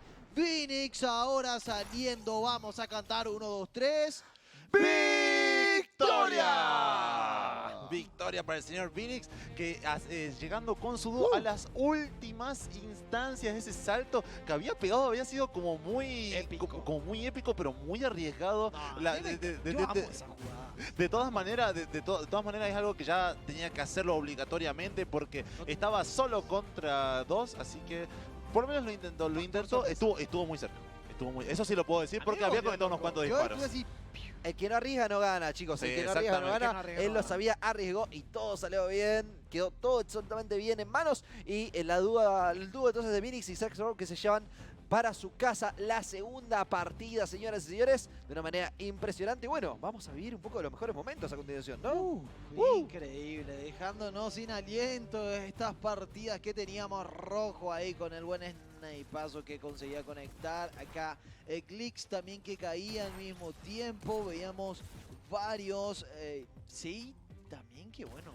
Said que quedó en top, mira, yo no te voy a mentir, lo está timeando. Said quedó en top 7, top 8, o sea que quedó dentro del top 10, lo cual hace que tenga bastante buenos puntos realmente para lo que es la sumatoria total, porque recordemos que Said ganó la partida anterior y ya estaba topeando la tabla, ahora mete otro top 10, así que parece que Said se está, como decíamos, poniendo la chapa de candidato, no hay ninguna duda, y de esta manera, bueno, ya está pasando la segunda partida de estas 6 que van a ser en total, donde, bueno, lamentablemente los argentinos no tuvieron tan buen desempeño como en la primera, porque han quedado eliminados bastante Sí, rápido, ¿no? En el early caían ahí, en el puesto creo que 80, 80 y pico, 84 si no me equivoco, y acá, bueno, veíamos a Vini que hacía muy buen trabajo y como sorprendía también con esa jugada excelente. Sin duda alguna me estoy como que cada vez acelerando más. Me está gustando cómo está tomando forma ya este segundo encuentro que teníamos del Mundial de Dúos para todos ustedes acá en la transmisión oficial en español. Y dicho sea de paso, yo sé que tenés algo que decirnos, mi querido Silver, pero voy a decir... Recuerden, chicos, que pueden comunicarse con nosotros a través del hashtag Mundial Fortnite DS y también que pueden, si quieren seguirnos o apoyarnos en nuestras redes sociales, a mí me van a encontrar como Rowen con M, valga la aclaración, pues siempre hay esa pequeña confusión, Rowen PY, que son las siglas de mi país, entonces Rowen P son todas mis redes sociales. Estoy más activo en Instagram y ahora, Barna, ¿vos también qué querés? Bueno, yo también las voy a compartir, mis redes sociales, a mí sí. Momento que tenemos standing momentáneos. Saf y Said siguen en la punta con 26 puntos en este momento. En el segundo lugar tenemos a Mega y Dabs. We are just 1/3 of the way through the action today, but I know we've had a lot of fun up here, Ninja. What an absolute blast. Ladies and gentlemen, can we give a round of applause to Ninja for hopping in for some guest casting? What a great job.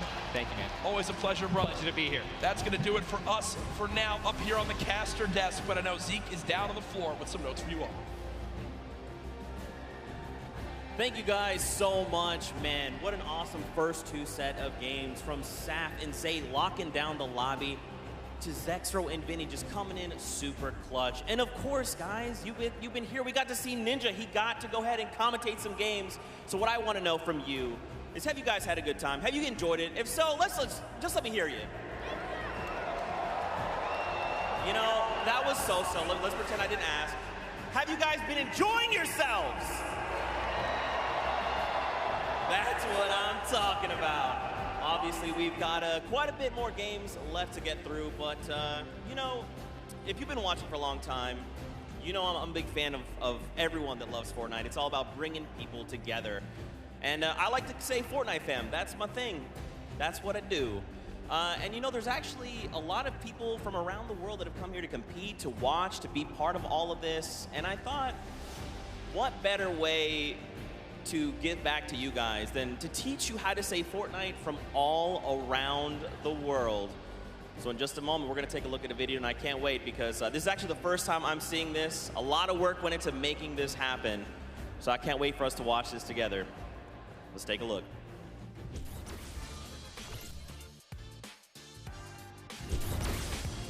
Hello, Fortnite fam. 포트나이트 팬 여러분들 안녕하세요. Привет, Fortnite семья. Jag har till Rio. Och kära Fortnite-folk. Jag är fan Fortnite. What's up Fortnite fam? Fortnite 팬 여러분들. 안녕하세요. What's up Fortnite fam? Hey, 저는 Fortnite fan. What's up Fortnite fam? Was geht Fortnite-Freunde? 冠军等着我们。 What's up, Fortnite fam? Yo, what's up Fortnite fam? Are you trying to do the floss? Sorry, I'm texting. What's up, Fortnite fam? What's up Fortnite fam? What's up Fortnite fam? What's up Fortnite fam? E aí galera do Fortnite. What's up Fortnite fam? G'day Fortnite fam. Bonjour, comment ça va les fans de Fortnite? Good day Fortnite fam. Cheer up Fortnite fam. What up boys?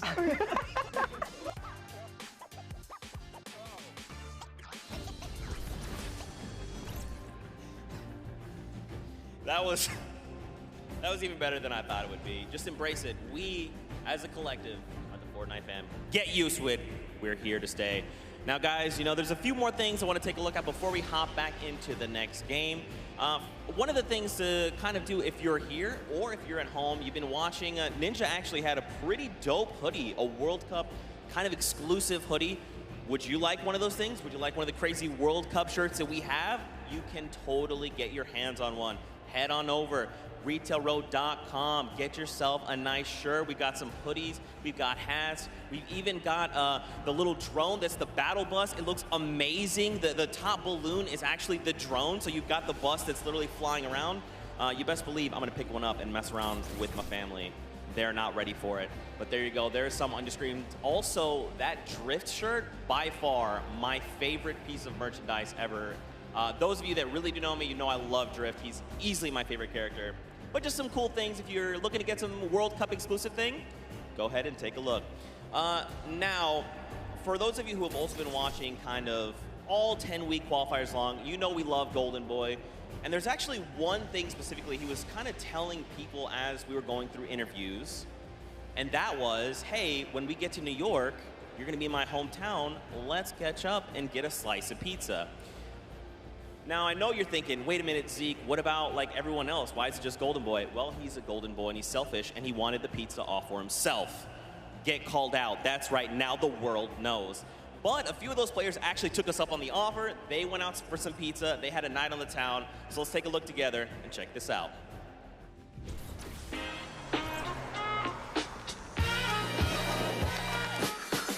New York City.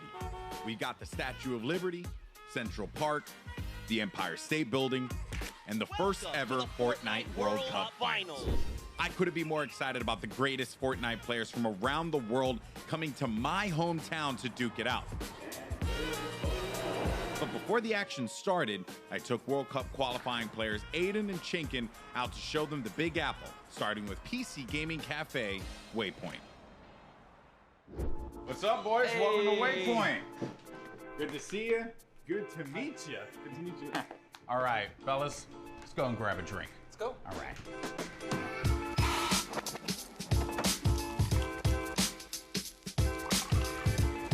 All right, gentlemen, thank you so much for joining me here in my hometown, New York City. Thoughts on it so far? Chinkin, we'll start with you. Hot, okay. A lot of people. Yeah. Hot and a lot of people. I'm sorry, but also welcome to New York. That's kind of the way it is out here. Where are you from in Austria? Austria, like I'm near Salzburg. And the population? 40K. I think it was like 40,000 people in the train that you were in on the way here. Probably. Like, yeah, so there was so many people. Now I want to talk about the competition at hand because obviously this is going to be the biggest opportunity, I would imagine, of your lives. You're going to be playing in front of a massive crowd. Is there a way as a player that you prepare for that? I don't think like there's a way to like prepare for it. Yeah. But try to like calm down, not get like nervous, not get shaky and stuff. Yeah. And then we should be good. Like. It's still crazy having like a live crowd. Yeah. I try not to take tournaments like too seriously. If I play relaxed, I feel like I do better. I remember when everyone's like, this guy looks like he's just chilling on his couch at home, the casters, and it was like, I was just relaxed, you know, and I feel like I played better.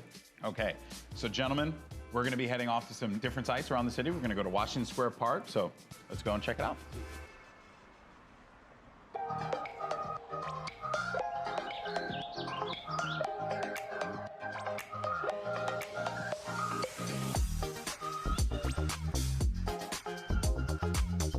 All right, so now here we are in Washington Square Park, gentlemen. And I love the fact that we've conveniently set this up. I don't know what these pieces would symbolize. I don't know. I'm not too sure. Is it like king or queen? While we have this here, let's talk about competition. You guys are potentially going to be facing off against each other. Have you thought about that now? I don't know. I just don't want to feel the L2 spam like.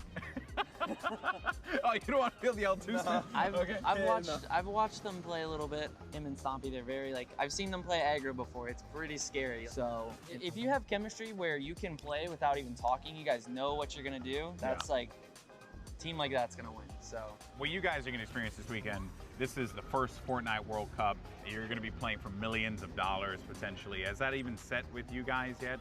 Even if it's not me, I'm thinking there's gonna be millionaires after this tournament. There's gonna be millionaires. Life-changing money. I try not to be, I'm not like greedy about it or anything. It's really nice to see like people that nobody know about and they could just blow up off of this. All right, I'm gonna dive more into that, but I think it's time to get a slice of pizza.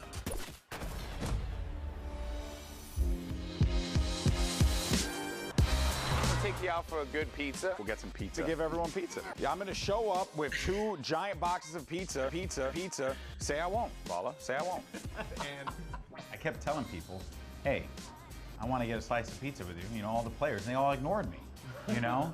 So thank you guys so much for coming out. I really appreciate it. Obviously, this has been an incredible journey for you all. You're now on the precipice of one of the biggest events in the history of all competitive gaming. I'm happy that it was a fair chance for everybody, you know, open qualifiers. Yeah. You could have no exposure, but if you're good, you get in the tournament. So yeah, I'm just really thankful to be here, and I'm gonna enjoy my time here. Yeah, we just try to like make our fans happy. I'm really looking forward to play on the stage in front of the 100,000 people. Do you feel like the fans and how they've been supporting you all on this road to this, do you feel like that adds a little bit to this pressure? Honestly, it gives just more support for me. I feel more like happy to be here when there's all these people, whether they're rooting for me or other players. Fortnite's grown so much, and I just can't wait to see all like the crowd, and I know it's gonna get bigger and bigger every event, so. Fellas, best of luck at the Fortnite World Cup this weekend. Seriously, nothing but the best for you, but we're in the thick of things here in New York. So I think we gotta get some more pizza. You guys down? All right, let's do it. New York's got everything, and this weekend, most importantly, it's got the Fortnite World Cup. Now that these two have had their slice, let's see how they handle the competition.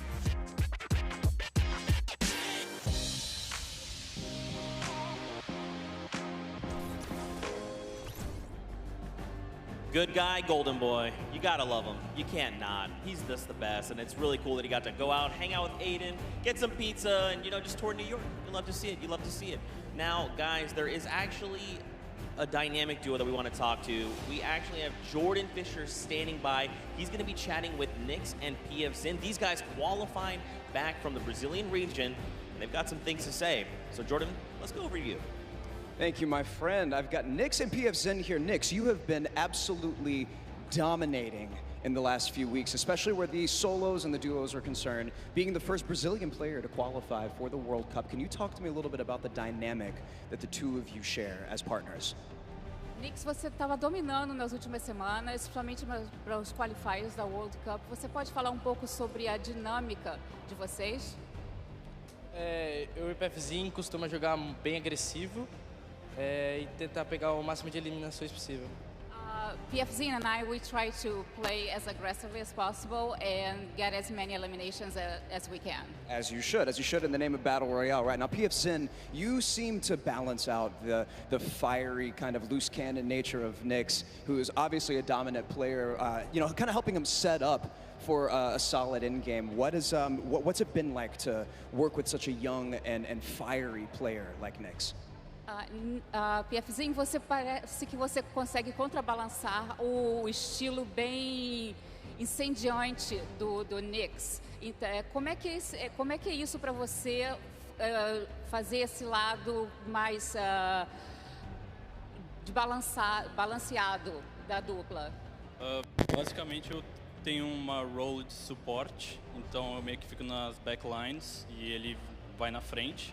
Quando a gente tem o high ground, por exemplo, ele tem a função de ficar embaixo matando todo mundo e eu controlando o high ground.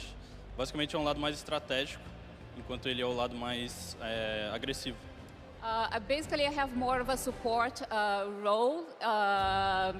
Whenever we're in high ground, I'm just more in the background supporting him. Like, he has a more aggressive role. Setting him up. Yeah. To fire the loose cannon at the end. It reminds me of the very W key in a West that I play on all the time, and that has really, you know, just got me cranking my 90s on a regular basis. You know about that courage, right? Am I right?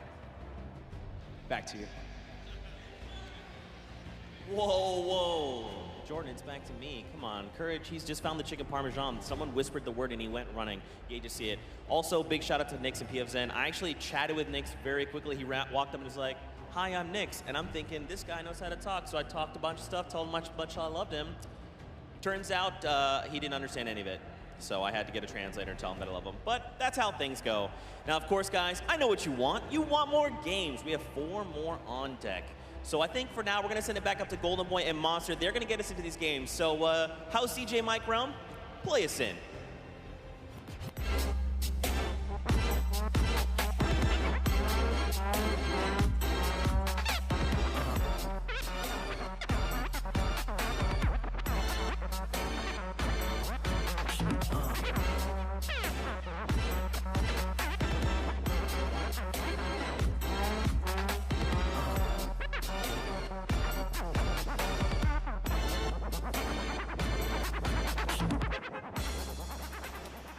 right. Huge shout out to DJ Mike Realm, spinning the ones and twos here at the Arthur Ashe Stadium. Golden Boy alongside Master Face Boricua Boys back at it again, looking to bring you the fun as we have games 3 and 4 on deck. And so far, this has been one of the most exciting events I've ever been to. That game 1 was ridiculous. Game 2 did not disappoint as well, Monster. No, it didn't. I thought for a second there we're going to see back-to-back performances from Zay and Sap. And I mean, we honestly did. Everyone that was in the top 10 contestant, even Miz and Deja, they were performing. We saw them cut it all the way through. And it's that level of consistency that's going to cut the difference in making it all the way through the top 10 and being a World Cup winner. What I've loved seeing is that standings page, top 10. International through and through. You got the Japanese players popping off, European players popping off, players from New Zealand. Everyone's putting in every little bit they can. But folks, it's now time for game number 3. The players are all loaded up in the battle bus, and we are about to take off. Let's see who's going to get that much closer to raising the trophy and being your Fortnite World Champions of Duos. Here we go. Keep it going, Golden Boy, because we are jumping into game 3 as these cameras populate. Your favorite competitors are here. They've made it this far. It's the duo competition. If you were nervous before, hopefully they kicked the bucket over this little break here, and they're back, and they're recuperating. I know I practically kicked the bucket after Vinny and Zetro won game 2, man. I was feeling it, man. It was nuts. And there they are on your screen. So the drop for the bus here, it's going to be a north to south one going right over that ice biome. It's going to cut pretty much center of the map there. And Vinny and Zextro, I'm very happy that they're performing this well, Monster. This is a duo that had so much success. Even going into the World Cup qualifiers, we all were like, yeah, this is a duo that definitely should make it. This is a duo that, hey, they could even win the whole thing. Yeah. Then tragedy struck as Zextro had a few problems with you know, arthritis and different things with his hands. And I'm make sure I'm getting that right. And I'm just bummed out about that. Good to see them here showing up, man. That's huge. I mean, that's what you expect of our competitive veterans, specifically Zextro, Vinny. They go back to as many of the LAN tournaments that we've seen, as does Zay and Sap. But anyways, look, in here we have UN KBB. He's going to take down Mexi. Is Scram close by? Is he close enough? And this is a battle going down in Snobby Shores. So off the rip here, we have players getting dropped. That's actually going to be our first elimination. Lucky for us to catch that one. But there's shots coming in from the Viking Island right up above. And he just kind of turns a corner, sweeps him up, catches that full elim there. So that's his now. You got a little toe-to-toe action here, Golden Boy. Very rough situation to be in here, but Zextro now looking to engage in this one. Potentially here is going to have... We're going to go over to his POV now. Kind of get, it's a little wild, man. It's like just getting the bearings all together here, I think, for the players as well. That moment where they can just have that conversation. What are they going to do? How are they going to just implement their strategy going into the next game? What is that strategy going to be? Do you mix it up? Do you change your drop spots? These are things that are going to be so important for these players. The time that they can take to just communicate with one another. Now, Scram looking to be potentially in a world of hurt here. We heard from Nyx, PF Zin earlier on. This is the Brazilian duo. I don't think they know that. Yes, Scram, they're going to be on the hunt for him. So they know that he's around here. They're just trying to sniff him out. Yeah, and if you were in the players' lounge, you could feel the tension, specifically when we brought up the Brazilian duos, the Brazilian players. These guys qualified, and they qualified with heavy elimination. Nyx especially being one of our only players to like literally qualify as hard as you can in the, you know, for the weekend. He was at it each and every week. You constantly saw him at the top every single time. It was so impressive, and also qualified for solo, so we'll be seeing Nyx tomorrow. And then you got Scram. He's got 2 eliminations, but he's just hiding this one out. He hears them making all that ruckus, all the noise around him, and Scram just does not want to give up his position. Perhaps he grabbed his teammate's reboot card. He's maybe looking for that play. But Nyx and PF Zin, they have to have an idea of where he's going to be located here.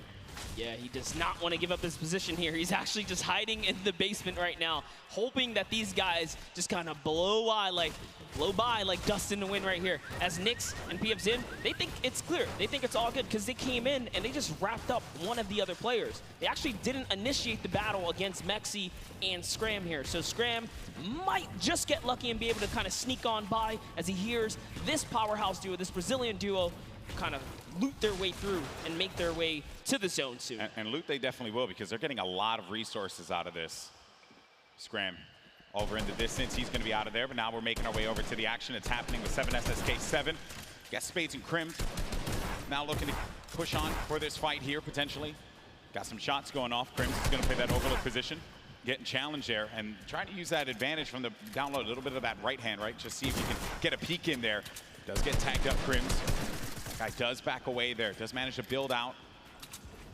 And Spades is going to force him out. There you go. So they're just right now playing for that positioning, and I like the fact that they're using these, you know, the natural high grounds, right? Get to the top, hold it down. Don't really focus too much on just trying to get in their face quite yet. Give yourself that moment of opportunity and really get a lay of the land, and then going for the engagement. Yeah, absolutely. The best duos will try their best to isolate their opponents, really force them into, you know, very weird situations like this, force the 1v1s, and hopefully get those free shots and then pursue the push here. So again, look at how now they're split up again. So Spades and Crims are doing a great job here pressuring and isolating their opponents right now. And so far, they're definitely dictating the pace of battle here. Yeah, that's what they want to continue to do. They're suffocating them. Plain and simple, right? Not let them get any kind of movement there. I mean, Jamside and 7SSK7, they're looking, they're having a conversation of what the play is. What is the movement going to be? But Crims and Spades are not going to allow them that opportunity to breathe. That's going to be the down there. Crims managing to knock down Jamside. He's looking for 7SSK7 around the corner, and that's going to be the elimination registered. Both players are going to be out of there. And a big win there for Crims and Spades. What a clean push right there. Crims and Spades have so much to prove here, because when they qualified, they were kind of looked down on, like, wait a second, was it luck? Was it not? No, they're here to show it off and show why they're at the World Cup Finals. But now, hopping back with Miz and Daedra, we saw them have a great game one, came out top 10, and they're still in the running. They're in about the top 10 right now as well, based off of eliminations. Not necessarily picking up too many placement points. They're heavily dependent on just wiping up these players at these points of interest, and looks like Lucky Landings is theirs right now. And they'll have that, but let's see. Miz and Daedra, they linger about it. I love the fact that you go to this hot spot here, so there is going to be a bunch of free items that you're going to be able to pick up on. Also, you're going to have that circle advantage. It's right there, so you don't got to worry too much. You can continue to focus on looting. High ground has been lost, though. Miz needs to be careful. Where's Daedra at? He's going to be right next to him, trying to get these angles. So what they have to do, they have to stick together. Looking for the sound cues right here. Can they find their opponent, catch a nice little low ground peek right here? Low ground is definitely underrated. If you can just kind of peek out, catch a big shot, you're almost guaranteed a headshot, which is a big multiplier. Yeah, players don't really think about that, right? Like you always see Fortnite players go after the high ground. That's the bread and butter for a lot of players that play this game. But you know better than most that the low ground can pay dividends for you if you know how to take advantage of that positioning, and maybe some overzealous players to try and get aggressive on you. You got Gustavo along with Wishy. I'm actually very interested to see if Gustavo's going to lead this push here, because specifically between these two players right here, this duo, this Brazilian duo, Gustavo doesn't necessarily lead the pushes. It's Wishy. Wishy's the aggressive one here. So he has the ultimate high. He's always looking for the shot. What are they going to do? It's just a nice standoff. Yeah, and that's this whole event, right? Players have just been very cautious about what they want to do. They are not trying to get too aggressive in these fights. They know what's on the line here. Millions in prizing is on the line. You do not want to make a bad decision. Be one of those teams that are eliminated out early on. But Gustavo's going to be putting shots down. Focusing this player, forcing him to actually build up. He has no builds to work with as well. 19 HP remaining, and just a hope and a prayer, but unfortunately for him, that was not going to be enough there. Gustavo's out. Wishy isn't going to happen for him either. And Miz, he's feeling it. That's going to be 2 elims for this duo. You gotta love the snarky little smirk right there on his face when you get those 2 points. Smirky. Feels so good. It's really good. It feels really good. And then Volks and Parpy. And look at this. Parpy actually dealing with this battle And this other player that actually got the high ground against him was focus firing on Volks. Parpy pushing back here. I wonder, you get split up like this, but Volks and Parpy, they love playing a very aggressive style. They'll get in your face. They'll box you out if they need to. Yeah, without a doubt, this duo was unmatched when it came down to eliminations in the qualifying rounds. They had the most, actually, and even pulled off a consecutive 5 victories in 8 games to qualify for one of the weekends. Volks and Parpy, another kind of reference to Game 1. They had a great Game 1. We saw them picking up duos, but we haven't seen them necessarily make it through to endgame. All they have to do is kind of slow it down here, and that's what they're trying to do, but being split up is terrible. Also, in the distance, I just want to make note, Wolfie's a very aggro controller player. He's another one. I think that we've seen a fun mixture of players that look to get that safe approach to the game, and then others that just want to take early fights, get some points early on, because maybe they're playing that early game strategy rather than like focusing so hard. Like if you get late game, that's great, but you do want to rack up a few eliminations. Look how low the points are that have been thus far in games 1 and 2. Get yourself a few elims and then maybe manage to make it to that top 15, which is very hard given how many players have stayed alive in this game. Games 1 and 2, we were at what, circle 5? Yeah, circle 5, I think. We were sitting at like 45, 46 players. They're just waiting for movement. Yeah, and that's where that storm surge kicks in, right? Does damage to players. That's feeling back. But Crew and Chapels, one of my picks to watch, have sort of been struggling in the format so far. I guess when the real pressure's on, the environment shifts, right? Everything changes. Right. That's right. Everything changes here, and Crew does manage to get that shot off, or attempted to, with that tactical shotgun. It was not going to get the connection necessary there, but it did put the fear in the player to have to back away. Both players as well respecting the space from one another. The stinkers come out. Crew and Chapix having to get out of there, and they're going to use those, I believe, the shockwave nades to just fly on out of there. Didn't see the purple over their bodies there, but they were able to fly on out of that fight. Could have gotten real risky for them. I was going to say, that was a respectful disengage. You only got 6 games here, 2 of which have happened. Yeah, that's they right. need big performances. They have to push towards placement and endgame. So good on them to kind of back up. And when you have stinkers, there's no defense against it. You get chunked down right through your builds. It really is annoying to go against. And speaking about the stinkers here, Epic Whale's under pressure right now, and that's just going to chunk him down. They force him off of the campfire, and we'll see if he returns to it. Yep, here you go. Yeah, you're only going to get so much time with that campfire. Epic Whale, along with 40R Storm. This is a Week 10 qualified duo. Last moment you could possibly have it happen, and they managed to pull it off. Maybe this could be the game for them. Another dominating duo in the scene, Airwalks and Nikov. Airwalks winning the Pro-Am yesterday 2 times now. This is a whole new ball game. Best players in the world in this lobby. It's not going to be a cakewalk, and he knows that. It hasn't been the best run thus far for Airwalks and Nikov. Yeah, and it was their last final games there. Notice the text right there. The fast track Airwalks and Nikov qualified for the Fortnite World Cup in their final 7 games. That's intense. They were struggling so close on the cusp every single weekend, so close to qualifying. If it was 5 placements, they were 6 or so like that. It was that close for them. But jumping in here, Crew is going to put some pressure down, and it looks like his teammate has been traded out as well. He's already gone. Also going to see some eliminations over in the feed as well. You got Crew who just cleaned up on Volks, but Septic took out X-Mend. And then I think I saw XXM pop up there on the receiving end of a shot there, so will be out of the action as well. Crew by himself has 1 elimination. Gonna be looking to get as many points as possible. Now we're gonna be sitting with 40 duos left alive. We're going into the next circle here in just a little bit. It's gonna start to collapse. Salty Springs is gonna be the point of interest for all of our players here. Got a lot of bodies that are gonna be lingering outside. Some that are even as far out as Dusty Divot, like on the northern end of it, sticking around there. So maybe trying to get some last minute loot perhaps. We'll have to see. Here is Parpy looking for that peak. Volks and Parpy always tend to stay together, but wait a second, that was a tricky little shockwave right there. He did try to sneak his way into the build. He takes the wall. What are you gonna do with it? Cruz still looking for the replacement here. He gets it on land, takes the wall. 184. Cruz excitement, you can feel it from here. That was a huge shot. With the new tactical shotgun, the legendary. That's right. When you're feeling it, man. He went right for the fight. Ambitious, the young player there from Sweden, 15 years of age, man, and he's playing for millions of dollars. So many of these players, they're just young ones. We have a lot of young fans here in the arena today. Maybe next year this could be them.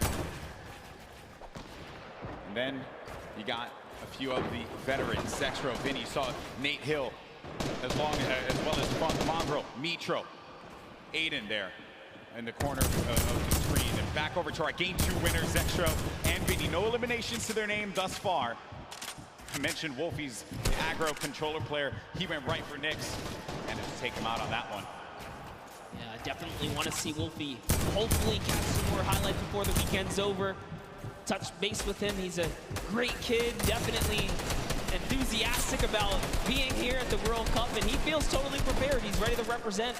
He's one of the few controller players to actually qualify for this weekend. It's a big weekend for a lot of players, obviously, clearly. Here you have Cease and Elevate. They haven't found the rhythm. They've been a little quiet, man. They won WSOE, a great duo that has had success in the past, but this has just not been their game so far. Got to get something to turn it around. The talent is certainly there. I think I saw someone on the Fortnite competitive Reddit mention, why is no one talking about Cease and Elevate? And I think it's just important to note that in order for us to talk about it, they got to start doing some things. And I think games 1 and 2 has not been their game.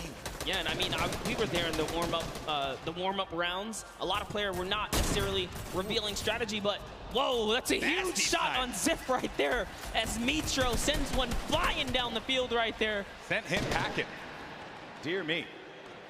All right, so back into the action at hand. We're gonna have 36 duos left in this. Notable names, obviously, Mega and Dubs. Benji Fishy, Mr. Savage. A lot of people in the crowd popped for Benji Fishy when he walked out, as well as Mr. Savage. For due reason, this is a stupendous duo. The double snipe combination from Benji Fishy and Mr. Savage. Big shot right there. These double snipes, you gotta be careful. There's no standing still in a box here because you might eat one right there. They line up another. That's right. Not quite successful that time around, but hey, all damage matters. Storm Surge, you want to be dealing damage. You cannot stay idle. There are no free passes at the World Cup. Look what happened in Game 1, man. The Storm Surge claimed a lot of victims. You have to be engaging in fights. You cannot stay still. There's Fwexy and Letwick on the move. Nyrox right behind him. Cooler organization. Benji Fishy's going to be down. Just saw that one off on the side. Mr. Savage now having to deal with a player that had engaged on him. He's going to get built above. He just needs to wait this one out here, but Benji does get cleaned up. Yeah, that was going to be Fwexy.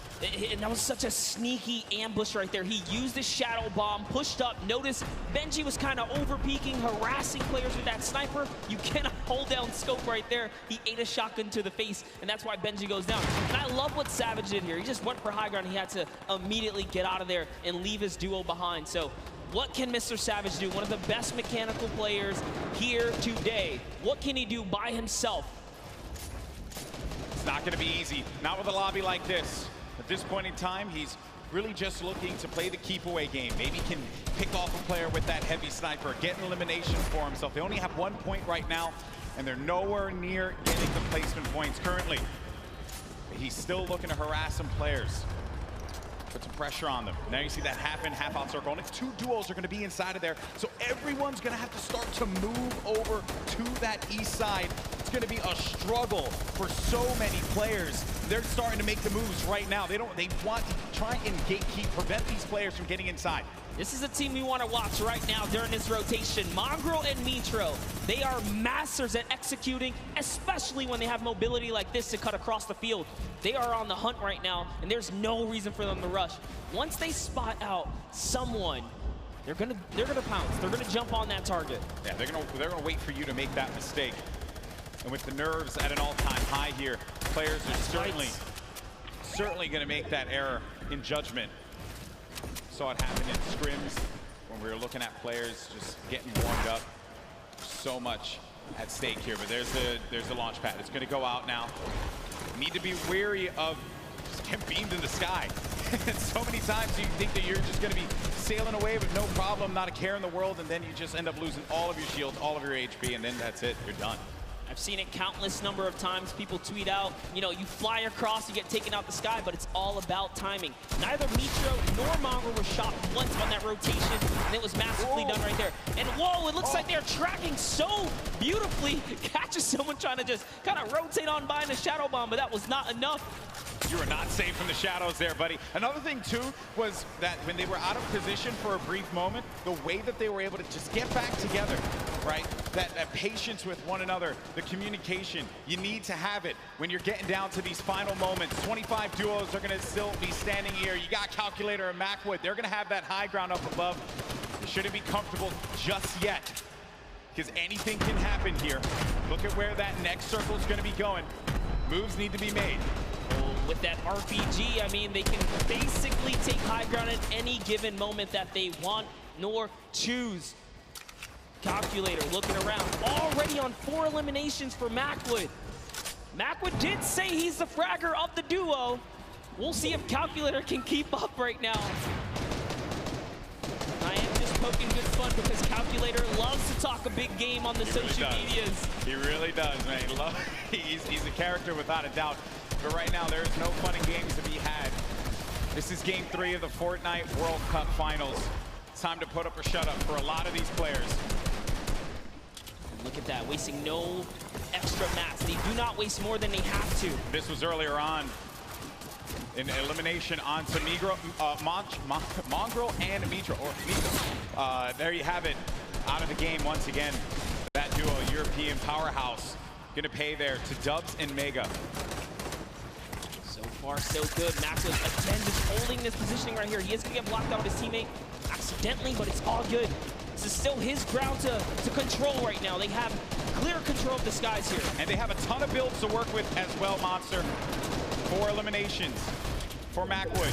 A great game for him thus far. That's 4 points for this duo, but he's going to be taking some shots. Has to be careful there. There you can see the lay of the land, Monster. Yes, the placement thresholds will be divvied out soon. There goes the Storm Surge already ringing down on players. Jay has to make a big move. Doesn't matter. Zate is going to wrap up right here as Keys goes down as well. And the shots are flying.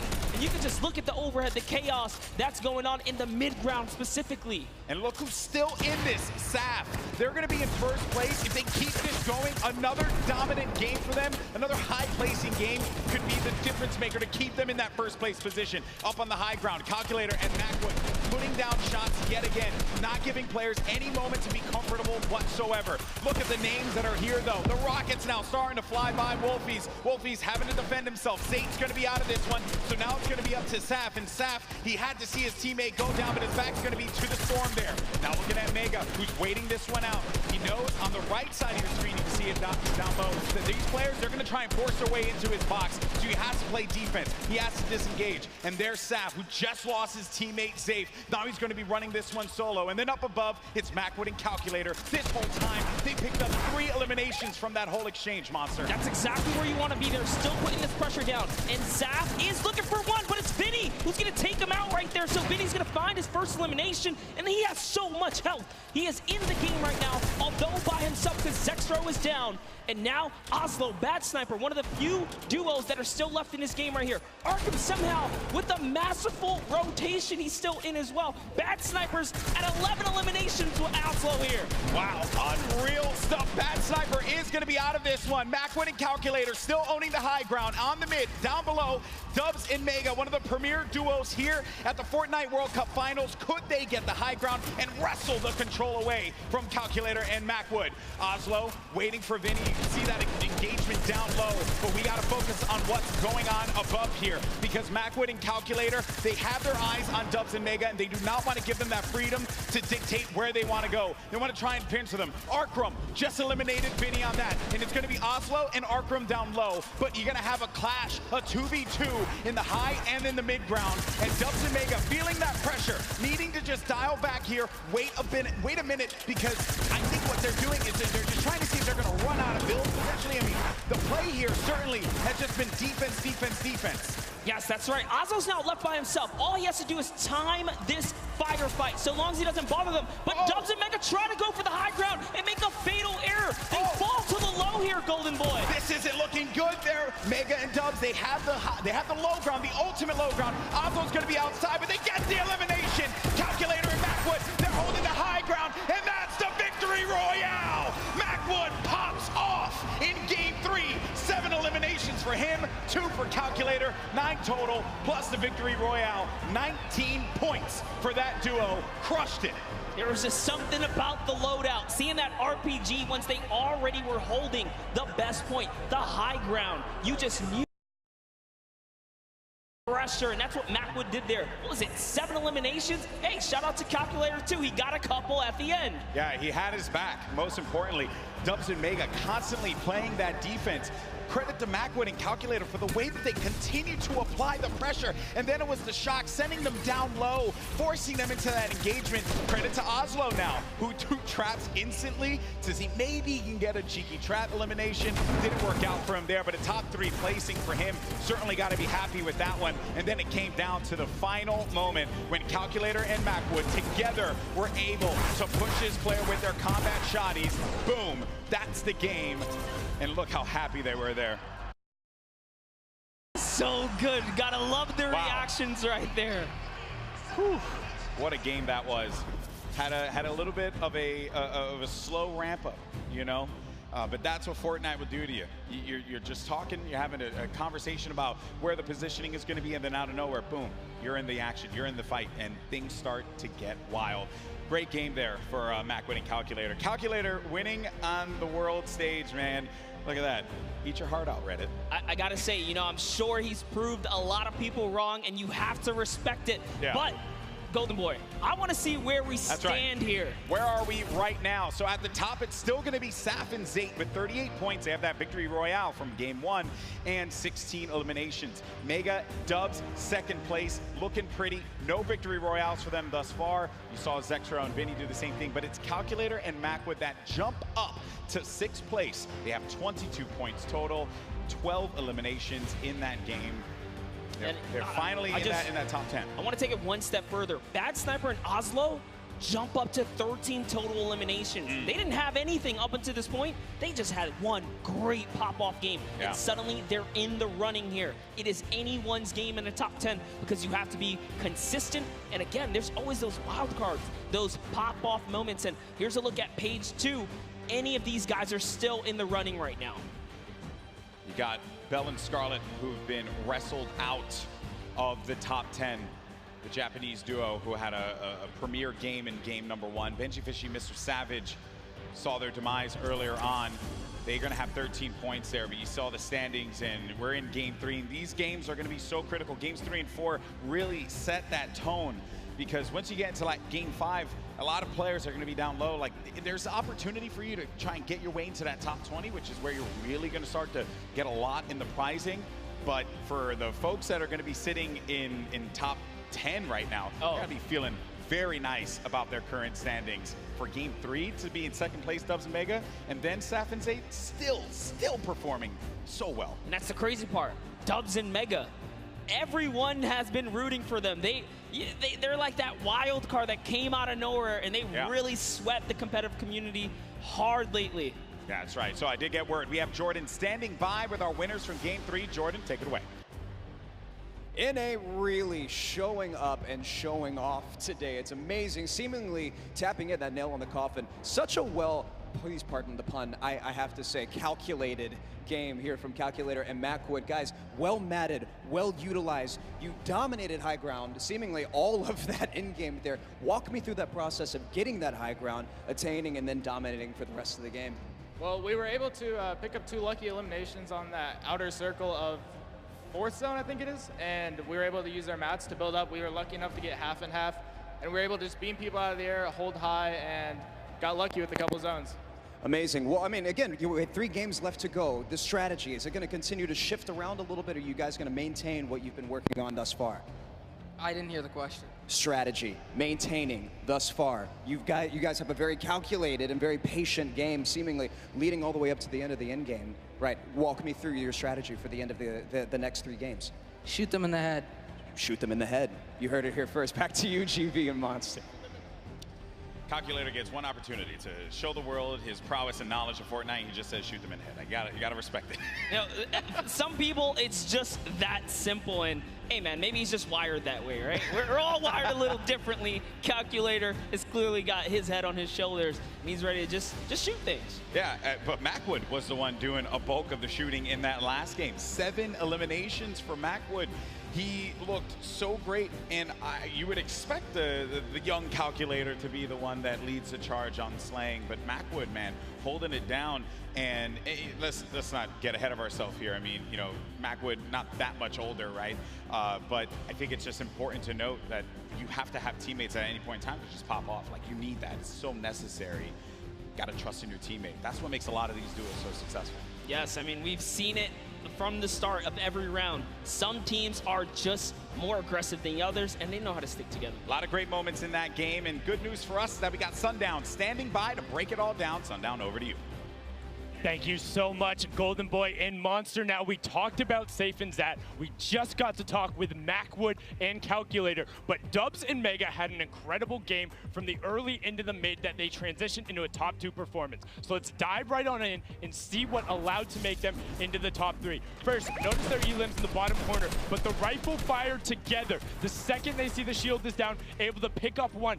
Mega is the one who is leading the charge here. He picks up all 4 of their first elims. You can see Waller plays down, and the trap is so intelligent. Double ticks going through, places the ramp so it's phased. Knowing the yellow is there, pushes in 2 more elims, chug splashes. Dubs stays up with just barely enough HP, and you can see he's trying to trap the floor every single time. Gets the mid-ground control. 5th elim for Mega. We talked about how high their ceiling was, unfortunately using the shockwave to go down and end up at a low ground disadvantage. Calculator and Macwood able to ride it out, but now Mega and Dubs have pushed into that top 3, challenging to be the first ever World Championship duo.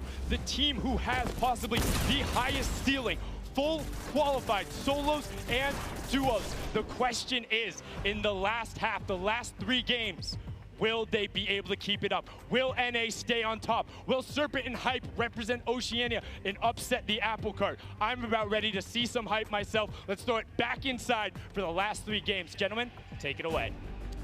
Well, if you want hype, got you covered, baby, because these games have been incredible. And if you're just joining us for the first time, welcome to the Fortnite World Cup Finals live from New York City. We're in the Arthur Ashe Stadium. Game 3 just concluded. We had 3 different winners across 3 different games. This is our duos competition. These players are playing for a lot of money in prizing. So much on the line here. Lives will change forever after today for those players that are on the stage and some of the folks you're seeing on your screen right now in, well, I would say in a different situations than they would find themselves in. You got Vinny and Zexro, they're right there. Zayt and Saf, 3 games in, still holding on to first place. It has been wild stuff. Welcome, I'm Golden Boy alongside with Monster D-Face here, and it's been a great day. Really, there's nothing more that you could possibly say about it. And as I had mentioned before, the prizing, the money that these guys are battling it out for, this is it. First place will take home $3 million. Second place gets $2.2 million. Like, that's just absurd. You get in the, where is this here? 4 millionaires, 4 millionaire duos before the weekend is over, not to mention all the fame and clout that comes with it. So I think you'll be pretty well off at that point, but everyone's a winner here. We're here to celebrate all of the competitors that made it this far to the Fortnite World Cup final stage, because those 10 weekends of qualifications were not easy. Yeah, when you get into 10th place, that's where you really start to rack up the coin. But Game 4 now about to begin. Here we go, folks. Let's see who's going to come out on top. We've had 3 different winners, but our top performers have been consistent through and through. Are we going to see a repeat winner? Are we going to get a new one to add to the list? It's now time. The battle bus is loaded up. Let's start Game 4. And you know what? Every game so far, we've seen a new winner. I love that. Same thing with the Pro-Am. There was always some new duo showing that, hey, we've been playing this game. We're ready to take a victory. Everyone here has the potential to come out on top, and you see it unfold in those final moments. Throughout the weekend, we've been doing interviews, meeting with fans, and talking to people, and a lot of folks have asked, who do you think is going to win? And I know it sounds like a cop-out answer, but I'll be very real with you all. I have no freaking idea because it truly is up. It's up in the air. This is a battle royale game. At any point in time, you can have Macwood and Calculator just having the game of their lives in Game 3, and now look, boom, they're going to be sitting in the top 10. I mean, how do you even predict that? We nearly saw it with Zayt and Saf. I think anyone with good logic can clearly put their money on people that have had prior experience, but even that is not enough because Macwood and Calculator are showing that, hey, you know what? We don't even need that. We're here to slay. Dubs and Mega, they're in second place. They made their names in these qualifiers that led us up to this point. They did not find themselves in LAN. This is the first time these young men are up there playing on this stage. When I was their age, I couldn't even believe that I would be capable of doing something like that. And they're doing it, and they're doing it with style. And then to make matters worse for everyone else in the server, they've been so consistent, deadly through and through. Yeah, that's right. And they're in second place, no victory royale. So just showing that if you step to their box, you're gonna get hurt. We saw Mega with a masterful, and I mean beautiful performance under Storm Surge pressure. He didn't even blink an eye, still fighting other players, fighting his way out of that desperate situation. Volks and Parpy, let's just hop into this duo right here. We'll talk about him a little bit. They are known for sticking to the hip in PvP. Earlier today, we saw Volks get traded out, but it wasn't just like an easy trade. They were actually winning the engagement up until that point, just showing that they have the skill. And that's the OCE region, right? One of the most feared regions here at the qualifiers because of the fact that you just had to get a ton of elims. You had to be #1 in the region. When talking to players, I would ask them, what are you looking to avoid? And every time, if it was, you know, the NAU players, they would say, I'm just trying to avoid OCE or Brazil. I don't want to have to deal with that. Because they play the hyper aggro style, and they just don't care who you are. They're going to go for the fight. I mean, you saw Scarlet and Bell in that first game. I truly thought they were going to take the whole thing. It was so close. Even Sinnoh in the Pro-Am yesterday, another top player he finished in the second. Asian region, finished second. And he was just, I know it's a Pro-Am, obviously a different competition there, but he was just going into boxes. He didn't care, not a care in the world for them. Now, Volks and Parpy do find a player up above here, right by the jet stream. And he hit him once for whites already, so that means there is no shield on that player. You can have up to 100 effective shield. That player's dangerously weak, and Volks is just keeping an eye on him. He doesn't know if he's slipped out already, and says, you know what, I'm gonna go back to my teammate. It's a little too risky getting split up here. Play for the mid to late game in this situation now, but 7SSK is going to be dealing once again with Spades and Crims. It seems like just a constant for them. They cannot seem to win out on this fight. Crims is going to be down though, so the advantage could be going in the favor of Jamside and 7SSK. Spades going to have the high ground, now having to deal with a 1v2. Does he have what it takes to pull this one off? He doesn't own that wall. He has no more builds to work with as well. They're going to push out, and Spades couldn't deal with it, and that's going to be the win there for those two. You would think for Jamside and SSK, like, hey, you know, we've been landing here, haven't been successful. Do you mix it up? They say, nah, I'm going to stick to my guns here because everyone's a winner regardless. The VP boys coming out on top. Week 6 qualifiers for them. And they just need that game, that one game. So many of these players get that one game that catapults them into the top 10. Then the momentum shifts, the confidence starts to rise up. You think to yourself, I am capable of being able to do this. Mongrel looking for it right here. Love this dual perspective right now. Mongrel's actually looking for a side angle. He's going for the offense, pushing out. Is he tracking this player down? It's really hard to tell. They're getting into, really just going deeper into Neo Tilted. If you hang on the outskirts or by the slips, you're at huge risk for getting dived onto. It looks like they say, you know what, we're just going to continue to push on through. Those guys dive off, and those markers are actually the trackers. They say, hey, they're going this way. Mongrel still wants a piece of this.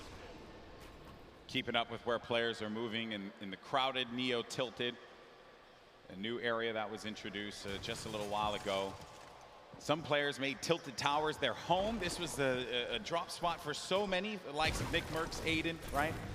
But ever since it changed, you started to see players second guess whether or not they wanted to go to the new Tilted. talking to Aiden earlier, actually when we went out to go get pizza and stuff, he had mentioned like Tilted's just a whole different beast now. And just not something that he really would want to deal with. That's why you don't really see him going that way anymore. Yeah, it's just a different lay of the land. As things start to shift, different comforts kind of tend to evolve and whatnot here. But we have Twiz in cover H looking for a push down right now, and they have the positioning, they have the high ground, and it's just a matter of, do we want to dive down? They don't want to give up their angle. They know this duo below them have a flint knock. Flint knock can do so much damage if you peek the wrong way. Minimal's going to hit you for about 80. This duo from New Zealand, we had a chance to talk to them for that piece, and great to see that friendship, the communication that they'll have with one another, something that a lot of these duos that came together for the Fortnite World Cup duos portion of the finals don't really have. They don't have that cohesion, that chemistry that these two will have, right? That Saf and Zayt would have as well.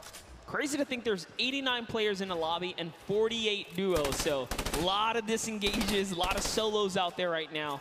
Keenstar and Hunter looking to defend themselves right now, and it's just a cat game right here, cat and mouse game. What are they going to do? They actually shockwave on out of there, and into the slip they go. They're out. They're trying to get away. That was a shadow bomb right there, and he's gone. Yeah, I was a little worried about that duo that was coming in, but the storm is creeping up now. This is only phase 1. Nyx gets knocked by Zexro. Saw that in the elimination feed just a second ago. Item and Derox out in the wide open. And it looks like, actually, they saw Mend right there building by himself in a one poor wooden shack, and they're pushing the shack now. So Twiz is going to hear these shots off in the distance, but looks like we're hopping over to the Loot Lake area where it's Macwood and Calculator going against Daedra and Miz. This is a top 10 contenders right here. The Game 3 winners now having to deal with Daedra and Miz. Shots as well, snipe shot, you just heard that one squeak by Daedra. Need to be careful there, there's some more shots being laid out. Disengage as well. And they're just really pushing them away from here because you gotta get to that safe zone. Don't wanna have to deal with the storm, obviously. It's still early games here, so you're not gonna be ticked for too much. But you're really looking for this next zone, where you're gonna start to move here. And this, again, the game is going to be so slow in the start because as you get closer and closer to the end, game 4, critical game, Monster. So many points you can earn from this, flying into the top 10 potentially if we have a new winner that was outside of it. This is where players start to, I guess it really sets in on them that they're going to be playing for $3 million in prizing. Yeah, if it hasn't already. I don't know what world they're living in, but here it is. Twiz goes for the shockwave overhead, and it's Derox who eats a chunky one right there. Cover H looking to chop this bad boy down. In comes the Sinkers. Is it going to be enough, though? The pressure is so real right here. Twiz and Cover H doing it not only for themselves, doing it for New Zealand, their families, and everyone watching them at home. And that is going to be one elimination through. I saw that one pop up. That's number 1 for this duo. The challenge comes in, and that's the win there. 2 elims total. Twiz gets them both. He tried to get out there and play the trap play, but it was not enough. 7 SSK and Jamside have rotated in from Paradise Found. Oh, no. Oh, no. Down comes the build. Oh, no. They should be close enough. Yeah, he is going to be able to catch himself, and the build battle goes off, Golden Boy. Cover H is going to be down. Jamside, 7 SSK7. You're looking at Jam's perspective here. Going in for the fight, and after winning that one out, it's going to be Jam and 7 SSK7 that get the better of the boys from New Zealand. They found their stride coming into game 4 so far, and that means they're in the running right now. 4 elims is enough to put you on just about page 2, top 20, and we talked about it. If you can make it to that top 20 bracket, you're still in the running so far because there are several more games left before this thing is over here. This Calculator finds himself very high in the sky right here. He's got a nice little base. They're just waiting. Yeah, waiting it out. Norwood's going to be beneath them. And those are the players that were forcing them out before. Oh, no. Starting to hear the explosions, knocking him out. Wow, he actually sent a shot when the Splode came in and hit Cease with that? What? How was Cease knocked right there? Just, again, when it comes to Fortnite, you never know what you're really going to expect here. Players will always pull something out of the hat and surprise you each and every time. I was looking over at Macwood, who's playing defense. Calculator Now really having to deal with 2 players angling shots at him. Macwood back into a fighting position, a fighting posture to help his buddy out. Yeah, and it's so unfortunate because they were just about to push to seal the deal on Elevate there, and that third party up on the mountain ruined that push. Slows things down. Elevated Seas having to deal with the Stinkers. Will be moving out of the fight now. I love it right there. He uses the Stinkers to back him off, and since he doesn't take friendly damage from it, he pushes right into enemy territory here. He's so offensive. He's on the enemy traps. Oh, man. Macwood gets owned right there. Not what you wanted to see happen after winning game number 3, but Elevate and Seas, we mentioned them before. They just need that moment to pop off so everyone here in New York can see what they're capable of. Such a great duo, but now having to deal with another fight. But to Elevate, what a shot there on Calculator, sending him packing. Calculator did a great job, though. He did win his straight off against Cease. Ronaldo and Ziff are just nearby, though. Looks like they've heard the commotion. They're getting closer, and it's Noward. Noward's lurking about. He was like, you know what, getting closer, trying to see what he can do here, and Ziff's going to fall down here because of the shockwave. Yeah, Norwood was the one down low, hearing all of the action happening. Ziff and Ronaldo now in front of us. They managed to get this wall, just get ownership of it, but the ramp is going to be placed, giving him time to wiggle out of that moment of time. And Nowhere actually used all of his shockwaves there to disengage. Yeah, it's not really worth it. By yourself, evidently. Oh, man. And that's Nowhere. Nowhere tried. He didn't get far. He did not get far at all, my friend, but there's the other duo right in front of him. Ziff and Ronaldo have him in the sights. Ronaldo's going to be on the other side now, engaging in the fight, not taking any damage. Such a good job, though. Good job by Zipp here to come in and back up his teammate right now. He is trying desperately to get to his teammate here. This is great teamwork. Now they have the pinch lined up, and the trap is down. That's a siphon for Elevate right there. That siphon could be the difference maker for him. Ziff doesn't have any shields. He needs to take a moment to just pop the minis. It's a little bit of a reset here. He's still in this too, so he didn't get knocked. He's not full eliminated yet. Which is rough. You don't convert the Elim, you don't get the point either here. As Elevate is doing a great job on defense, but the Campfire heals down players as well. This is actually really, really smart of them to sit on the Campfire right now and just wait and buy time. Always looking to set up the phase through right there, trying to get through the build. Some shockwave comes out, and close but no cigar. Such an intense fight between these two. Oh no, someone thirsted. Snappy, he went for the shot from the distance. There you see him right there along with Red Rush. And then Zipp down low on this island, using not only the rocks, but also this metal that he had just built up for himself to get out of this. Ziff is the target of the server at the moment, as everywhere he moves, he cannot seem to catch a break, but he is going to find a little bit of that high ground real estate right here and hopefully ease up the burden, but nope, has to change layers again. And now let's go ahead and take a look. Oh, and Ziff is out of here. Funk, it's... I could have sworn I saw Funk there, but no, I think that was Elevate. Apologies, that was Elevate that did get that. But the secure was there. Moving on now, taking a look at the other side of the map. We have Stompy and Shinken still in the game. Mongrel and Mitro, Benji and Savage, Aqua. All of these duos, very, very powerhouse duos here. Yep. Close by right now. 4 eliminations for Benji Fishy. 36 duos remaining. It's going to be a loot late circle. So some water. Players will just have to build over. Nothing that these guys can't handle. Oh, a lot of open air, though. Lots of open air. All right, Benji's at 4 eliminations here. He's been having a good game. They've been playing well. Been playing very good. 4 elims. Just the final moments, right? This early in the game to have 4 elims is actually huge, and I love what they're doing right now, just fishing for damage, because Storm Surge, you never want to be under the pressure of the Storm Surge. They know that with 50 players in the lobby, dependent on the zone, Storm Surge will activate, excuse me. So 4 Stinkers is the perfect tool, perfect utility to have. Can take some damage down on any of these players getting comfortable inside of a box. Now looking at this, got Vinny down low in a campfire. Saw Aiden and Sean there too. Had a few good moments for Aiden and Sean. It hasn't really been their event so far. Dude. 6 elims. That's insane. Having 6 eliminations already. Take a look at this stat right here. Damage dealt, 842. The match average, every other player on average, 176. That's not even enough to take out a player with shield and health. So they're doing a lot of work on this lobby right now. And they are here to play. Looks like they're going to find themselves another spot. This is actually an interesting spot. But it's all good because they have launch pads. They can get up and over this cliff lip right here. And they're backside safe, so all they have to do is protect their forward angles. I understand we did get some moments of Mongrel earlier on as he's trying to see where players are going to start to make some moves. Let's go ahead and take a look at that. And we'll come back and see where they are currently.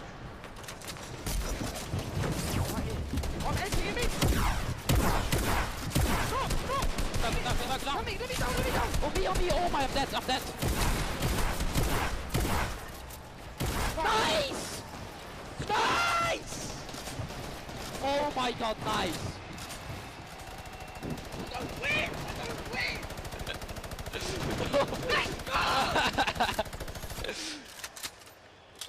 And that's why this is one of the best duos in Fortnite. Way to clutch up in those moments, man. Yeah, the nerves, they have to be shaking there. But Mongrel, just a steely stare. Love it. Love to see it. Get out there and get yourself a duo that's going to clutch up for you today in the Fortnite game. If your friend ain't doing it, drop him. You don't need him. That's right, but you heard him. He said we're going to win loud and confidently. Mongrel and Mitro are here. And they're here to win this game. That's the mission. But everyone else, all 33 duos that remain here have that same objective in mind. Luckily for them, I think that circle does work out for them just a tad. And there it is, Storm Surge. It's now live.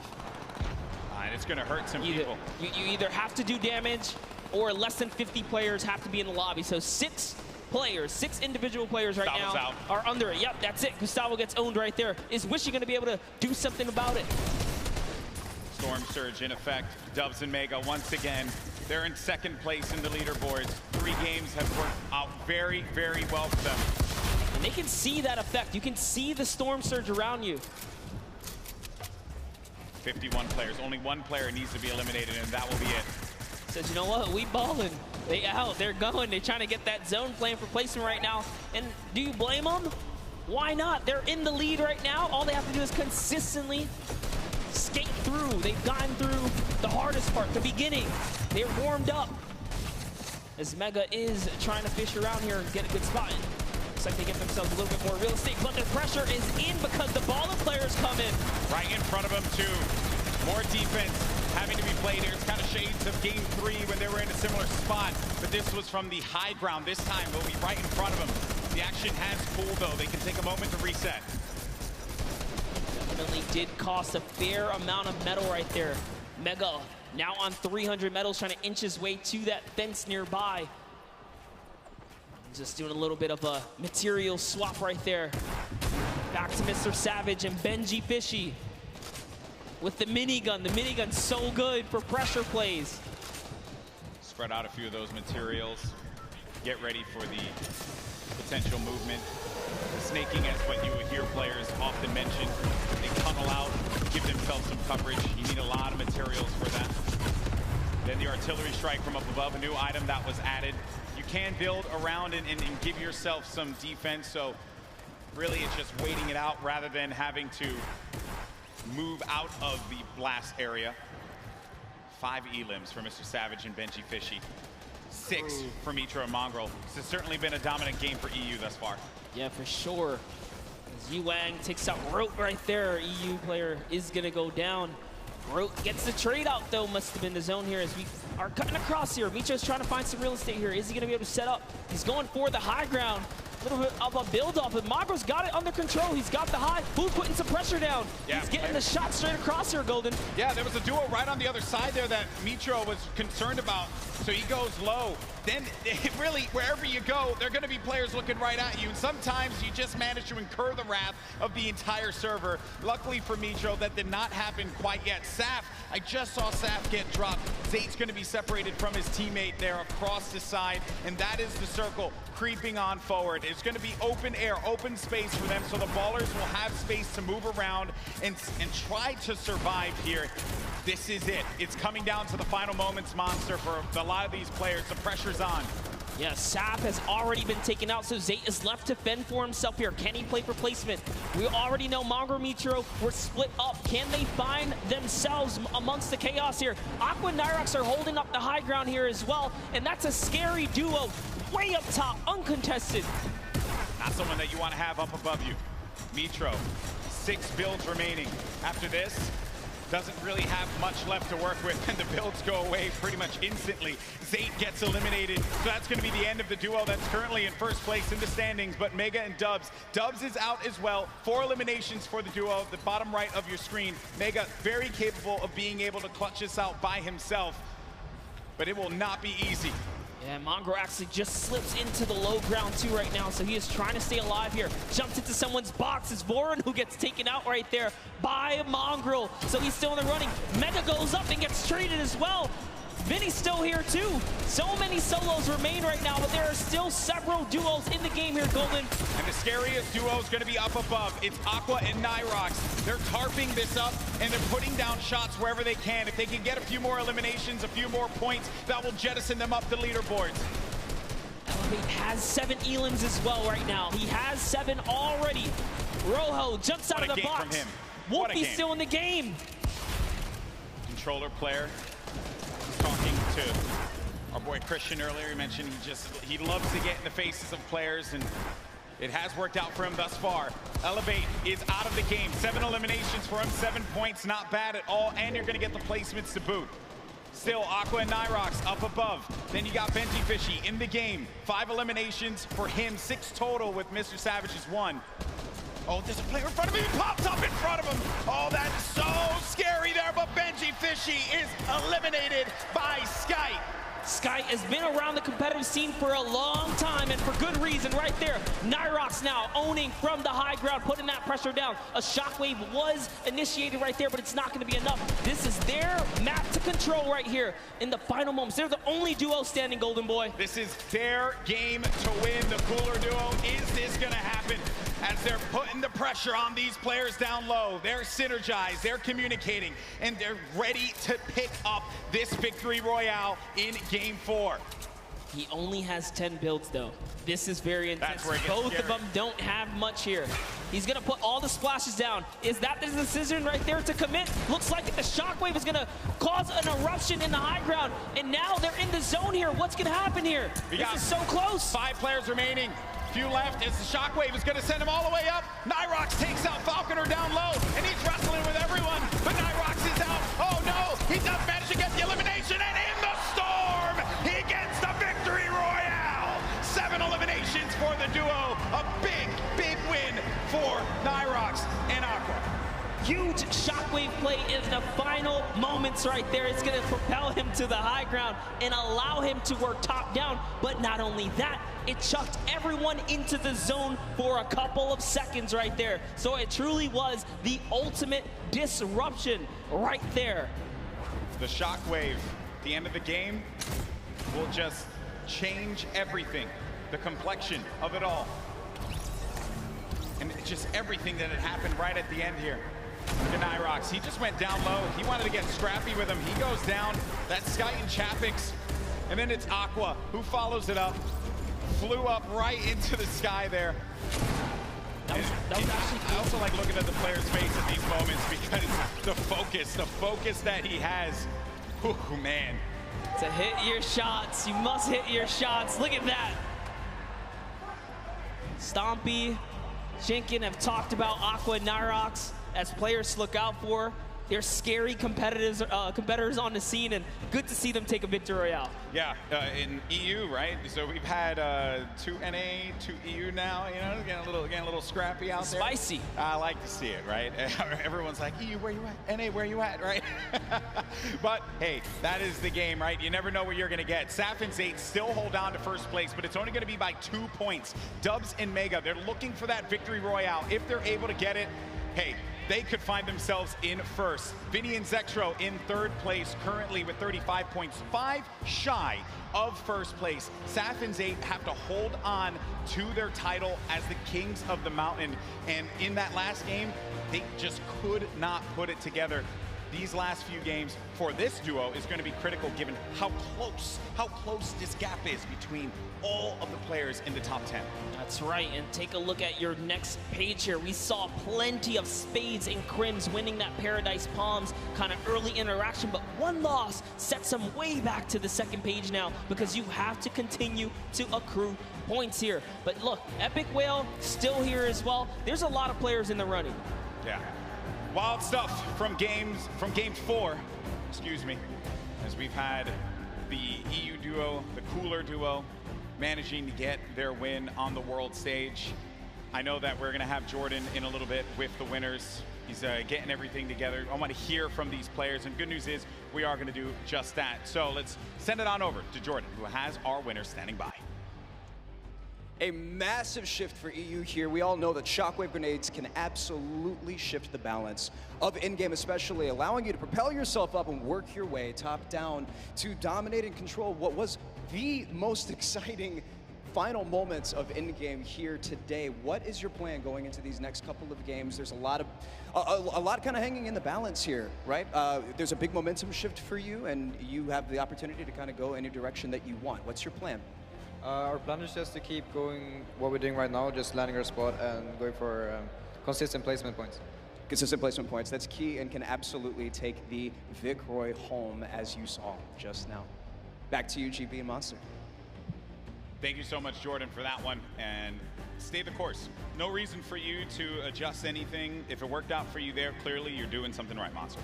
Yeah, absolutely. I think these competitive players know best, and stubbornness is in their name. You saw Jamside, 7SSK say, hey, I don't care if I lose the first 3 times here. We're going to master this. We're going to turn it around. And they did. They had a great, at least, showing at some point at the last one. So players are going to stick to their guns. Early engagements, man, that is just, I love seeing those fights with the gray weapons, right? You really can tell who can figure it out with not much to work with. That's always the challenge that players have to deal with in the beginning of a game like this. Now, I do understand we have Bala standing by to break it down and what we saw in game 4. Bala? Yeah, well, Aqua and Nyrox definitely showed up here today, and the resurgence of EU is maybe starting. We've got 2 more games to go, but I want to talk about Mongrel and Mitro and what they had to do in this game here. They actually ran into Zexro and Vinny. We're going to start off. GB, you were talking about early game engagements. This is one that's been going in the duo of Mongrel and Mitro's favor against Skeptic and Clicks in Neo Tilted Towers. The pressure here from Mitro to find out exactly where the first player is. Mongrel up above, then targeting on both. They try to get into the same box at the same time. They go down and just continue pushing forward. Mongrel and Mitro, it's the second time that they win this engagement here today. And it's not stopping. They continue forward onto Volks and Parpy and just tried to hunt down everything. There Clicks is trying to escape as well. And then this snipe here from Mitro. He actually, not only did he hit that, and they get right into it onto Zexro, he hit Vinny coming in with a drift board right before this. So 1 elimination there for them. And then they had the engagement that we saw earlier. We're gonna go ahead and run it back because this clutch puts them perfectly in position at 4th place right now. A reminder that this was with Mitro down after all was said and done. There he goes down, and then Mongrel comes in right on cue. He does not let his teammate go down. You heard the reactions earlier, and it continued because Mongrel got 1 more elimination in this game, leading to the 8 eliminations total before they fell, not before earning placements points though. So this game, not only did they take out Vinny and Zexro, which were in 3rd place. They stopped them from accruing any more placement points, so they are inching their way closer. They're now in 4th place. They actually have the most elims out of everybody in the tournament so far on 20. So with 2 more games to go, we're going to see where they can leave themselves at the end. Back to you guys, GB and Monster. Thank you so much, Baller, for the insight there. Everyone getting all ready for games 5 and 6. And then we crown our first ever Fortnite World Champion. Crazy to say out loud. It's happening. It's happening. This is it. It's happening. It's happening, right? Now, there have been a lot of duos that have been the talk of the town, but one duo in particular that have a lot of fans excited are Benji Fishy and Mr. Savage. And we did get an opportunity to catch up with them, and they're currently in 8th place. Can they climb up? Let's go ahead and check it out.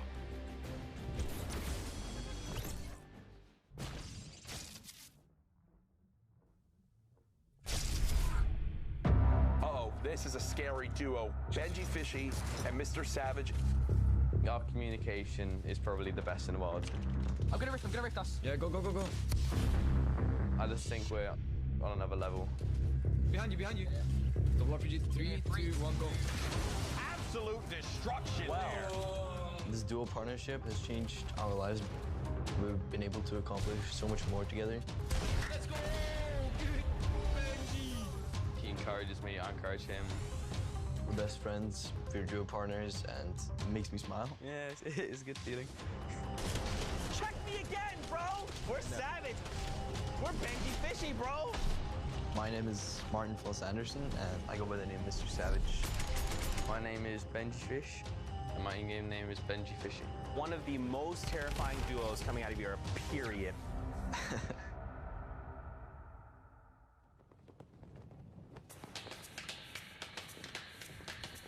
We live in different places, but we talk every day online. I live in Oslo in Norway, and Benji lives... I live in Surrey in the UK. And I travel to England to meet him, see how he's doing here. He has my back. If I ask him something, he'll help me out. We don't actually just play Fortnite. We play other games when we just want to have fun. We have a lot of the same interests. He's always really humble. I love his personality. Yeah, we're great friends. Shoot. All right, yeah. Shoot. All right. I'm too good for you. Oh, there's a guy northwest of me. He has an RPG, I'm not. Ooh, the reason why we're so good at playing duos is because we both have super good mechanical skills, good chemistry, and communication. Okay, 120. Knocked one. Let's go, dude! Everybody knew in the community that Savage was one of the best players in the world. He knows the game really well, so he makes really good calls. Benji's just so insane at just eliminating people. Benji Fishy is dialed in right now. He just follows me perfectly. He fills in the gaps that I can't fill in. You'd think a fish out of water would be harmless. Not this fishy. Not today. People were definitely scared if they see some fishes running around Happy Hamlet. You'd think fishes weren't really that scary, but Fortnite, it's quite the opposite. We're in a really good state right now as a duo. Let's just cross Loot Lake. I think there's people on the other side. We're playing super well. Players, they continue to go down like flies. We've been practicing. It's really nice to, finally be able to prove ourselves. Benji Fishy Savage. I think we're just going to show people how good we are.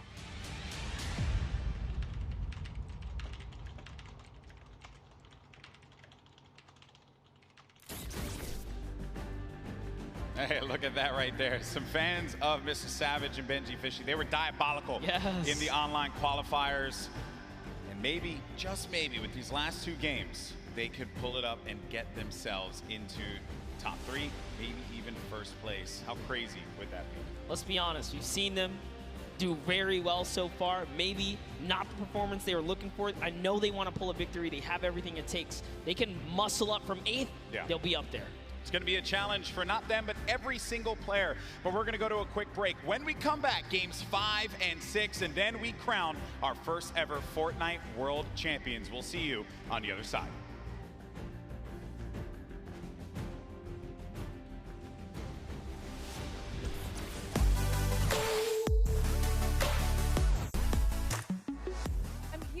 Player Lounge right now, joined by our Pro-Am winners, Arl Grimes and Airwalks. Wasn't totally expecting you'd win 2 in a row. Can you walk me through those final moments? It felt really good. I don't think I would have won if I didn't have him. Now, Arl Grimes, you were holding your own, you were keeping up, you were staying alive, you were getting eliminations. How did you change your playstyle from last Pro-Am to this Pro-Am? I think we learned a lot from the last one.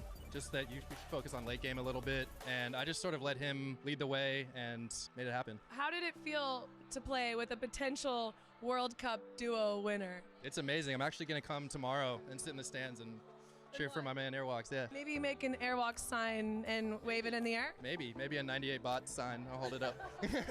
Good luck on the event tomorrow. Congratulations on winning. Congratulations on winning. Incredible, incredible gameplay throughout Fortnite World Cup Pro-Am.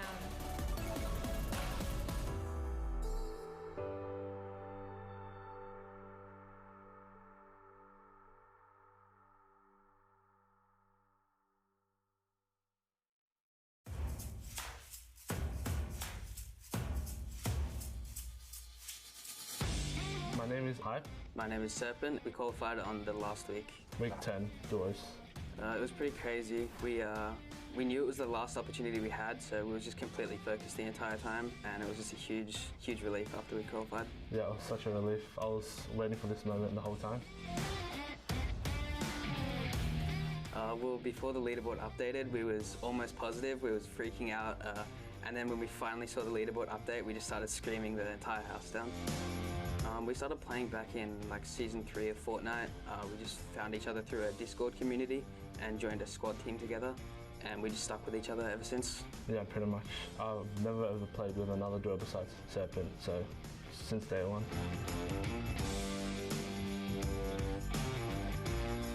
We both make calls. Yeah, we both have things we're a little bit better at, but we try to take the roles like evenly. I'm just really excited to play with everyone from all the regions. Yeah, I would say from what we've seen, OCE is a lot more aggressive play style because we go for a lot higher point games, whereas yeah, NA and EU, they have like way more passive play style than us, I think. It's a dream come true, to be honest. It's all I've wanted to do is just play games, and to have a huge opportunity like this is amazing. Yeah, it's pretty much the same, but yeah, just crazy opportunity to be able to play against the best players around the world.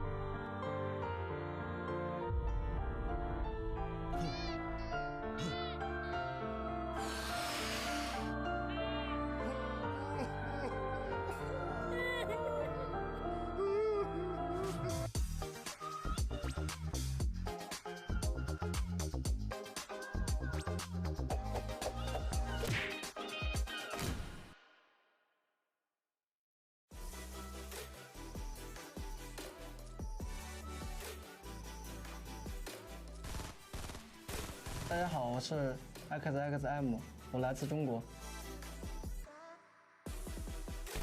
The rocket's gonna come up through.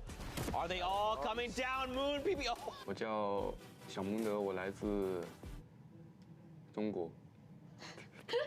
我们是在那个亚洲锦标赛第6周海选的时候，靠双排拿到了亚洲第1。A second rocket going to catch both players? How do you even find that angle? 当时我很高兴，我超级高兴，从桌子上跳了起来。 These guys do not miss. You have to be careful. You cannot sleep on them. 我们为了准备这个比赛，我们每天基本上要训练12个小时以上。我想我到现场的话，我的心应该会蹦出来。我希望他们可以好好的去看这场比赛，因为能学到很多的东西。 And it's over before we could even say anything because Xpende and XXM just destroyed them. Don't land on these guys. 因为我平时很喜欢购入。 然后，如果说获得这么多奖金的话，我一定会买。也许我会在一个很悠闲的地方买一个洞放着，比如瑞士。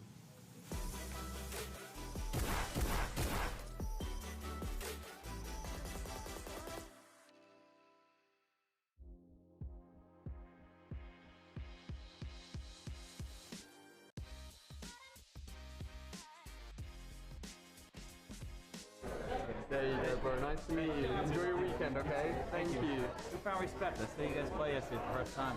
Yeah. A lot of skills. It's good fun. It's yeah, really yeah. Good It's fun. pretty cool, man. Very impressive.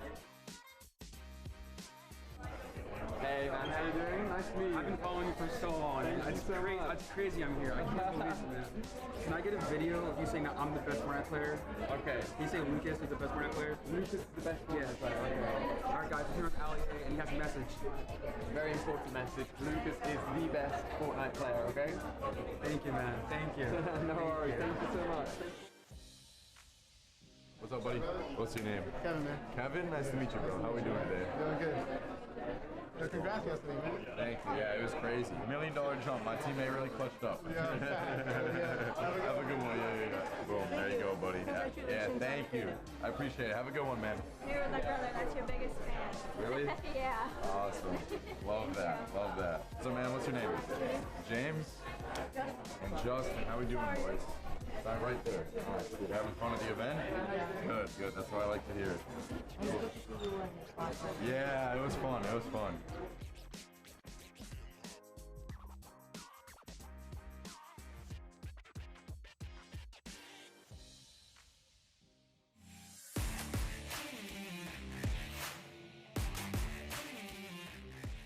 What's up, guys? It's Clicks. And it's Skeptic. And we qualified for NA East. Alright, so me and Clix's main goal, we even said it the day before in semifinals, we wanted to shoot for top 25 because we qualified the first week that it was duos. So we wanted to shoot for top 25 and we just blew out our expectations of how we played that day. This is my first LAN event ever. I'm 14, so before this, the required LAN age was 16. So this is a life-changing event that Epic gave me. It's mind-blowing and it's a good journey. So one of my friends back in December recommended me to play with Clix, so I tried playing with him once. We played a few games. We didn't do amazing well, we played pretty good. But I had to do a partner at the time, so I was good. But after he started competing high levels in Share the Love, he got first place and all that, I hit him up and we decided the game. And then the first week, we probably played for 3 days, and that week we qualified. Yeah. So we had 3 days of practice and somehow qualified. Yeah, before a big game, to get my nerves out and make sure I'm on the right track, I literally just scream as loud as I can. Like, my stream knows it, so hopefully that goes a long way. I wash my hands. I'm not joking. No, I wash my hands. I have to get the perfect grip on my mouse, so I wash my hands a lot. Like a lot a day, just to make sure I have a perfect grip on my mouse. Sounds pretty weird, but it helps. Tons of people ask me questions on a daily, like, how do you find the right sensitivity? And I feel like that's obviously the big mechanical way for the game. So I just tell people to stick in one sensitivity and just work your way at it, and it really comes a long way with my aim, my building, everything like that. I say practice makes perfect with everything in life. Just I think about the game. The more you practice, the more you play in creative, the more you'll get mechanical, game-wise, and all that up. So I think practice makes perfect.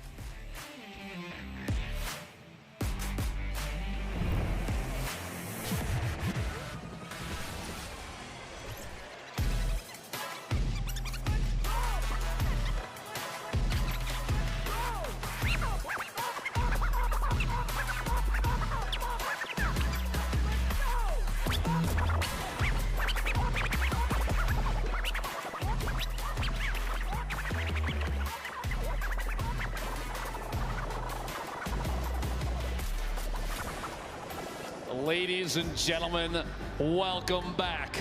The World Cup Finals Duos competition. My name is Dr. Lupo, and I missed you dearly.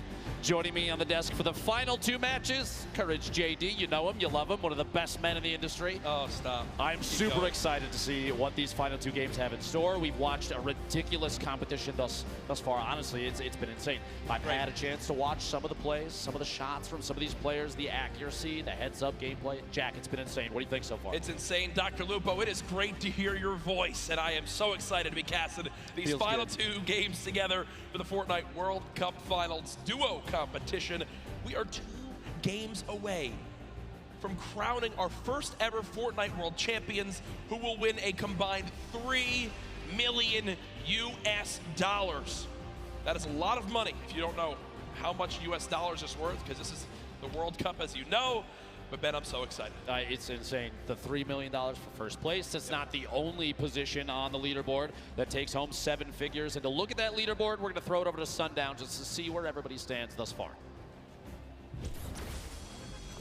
Thank you so much, Lupo and Courage. And what we have here is the current top 10 on the board. Now, we talked about this being the World Cup representation coming out in the top 20 from all of the regions in there. You can see NA currently sitting on top, but EU just behind them with representation from Mitro and Mongrel, Rojo and Wolfies. And then during the break, we got to talk to Hype and Serpent, who have also made a great play. Let's not forget about our most recent victory royale out of Nyrox and Aqua, climbing them into the top 10. Now, what we want to take into account, 2 matches are left. The highest elim totals we've seen out of a pairing is 12. We've seen it twice. What we have seen on the Victory Royale end, we've seen a 9 elimination, but more commonly, it's right around 5 or 6. So what does that mean? We can expect about 2 of the winners to come out with 15 to 16 points. If you look at that top 10 right now, the spread is 17 points. With 2 games remaining, everyone who is on this board has the ability to challenge for the top spot to be the first ever Duos World Champion at the Fortnite World Cup. No one is out of it. The Chinese pair is just off the page as well. Anybody can make a play. 2 matches are left. Let's head back inside, back into the action. Lupo and Courage, take it away.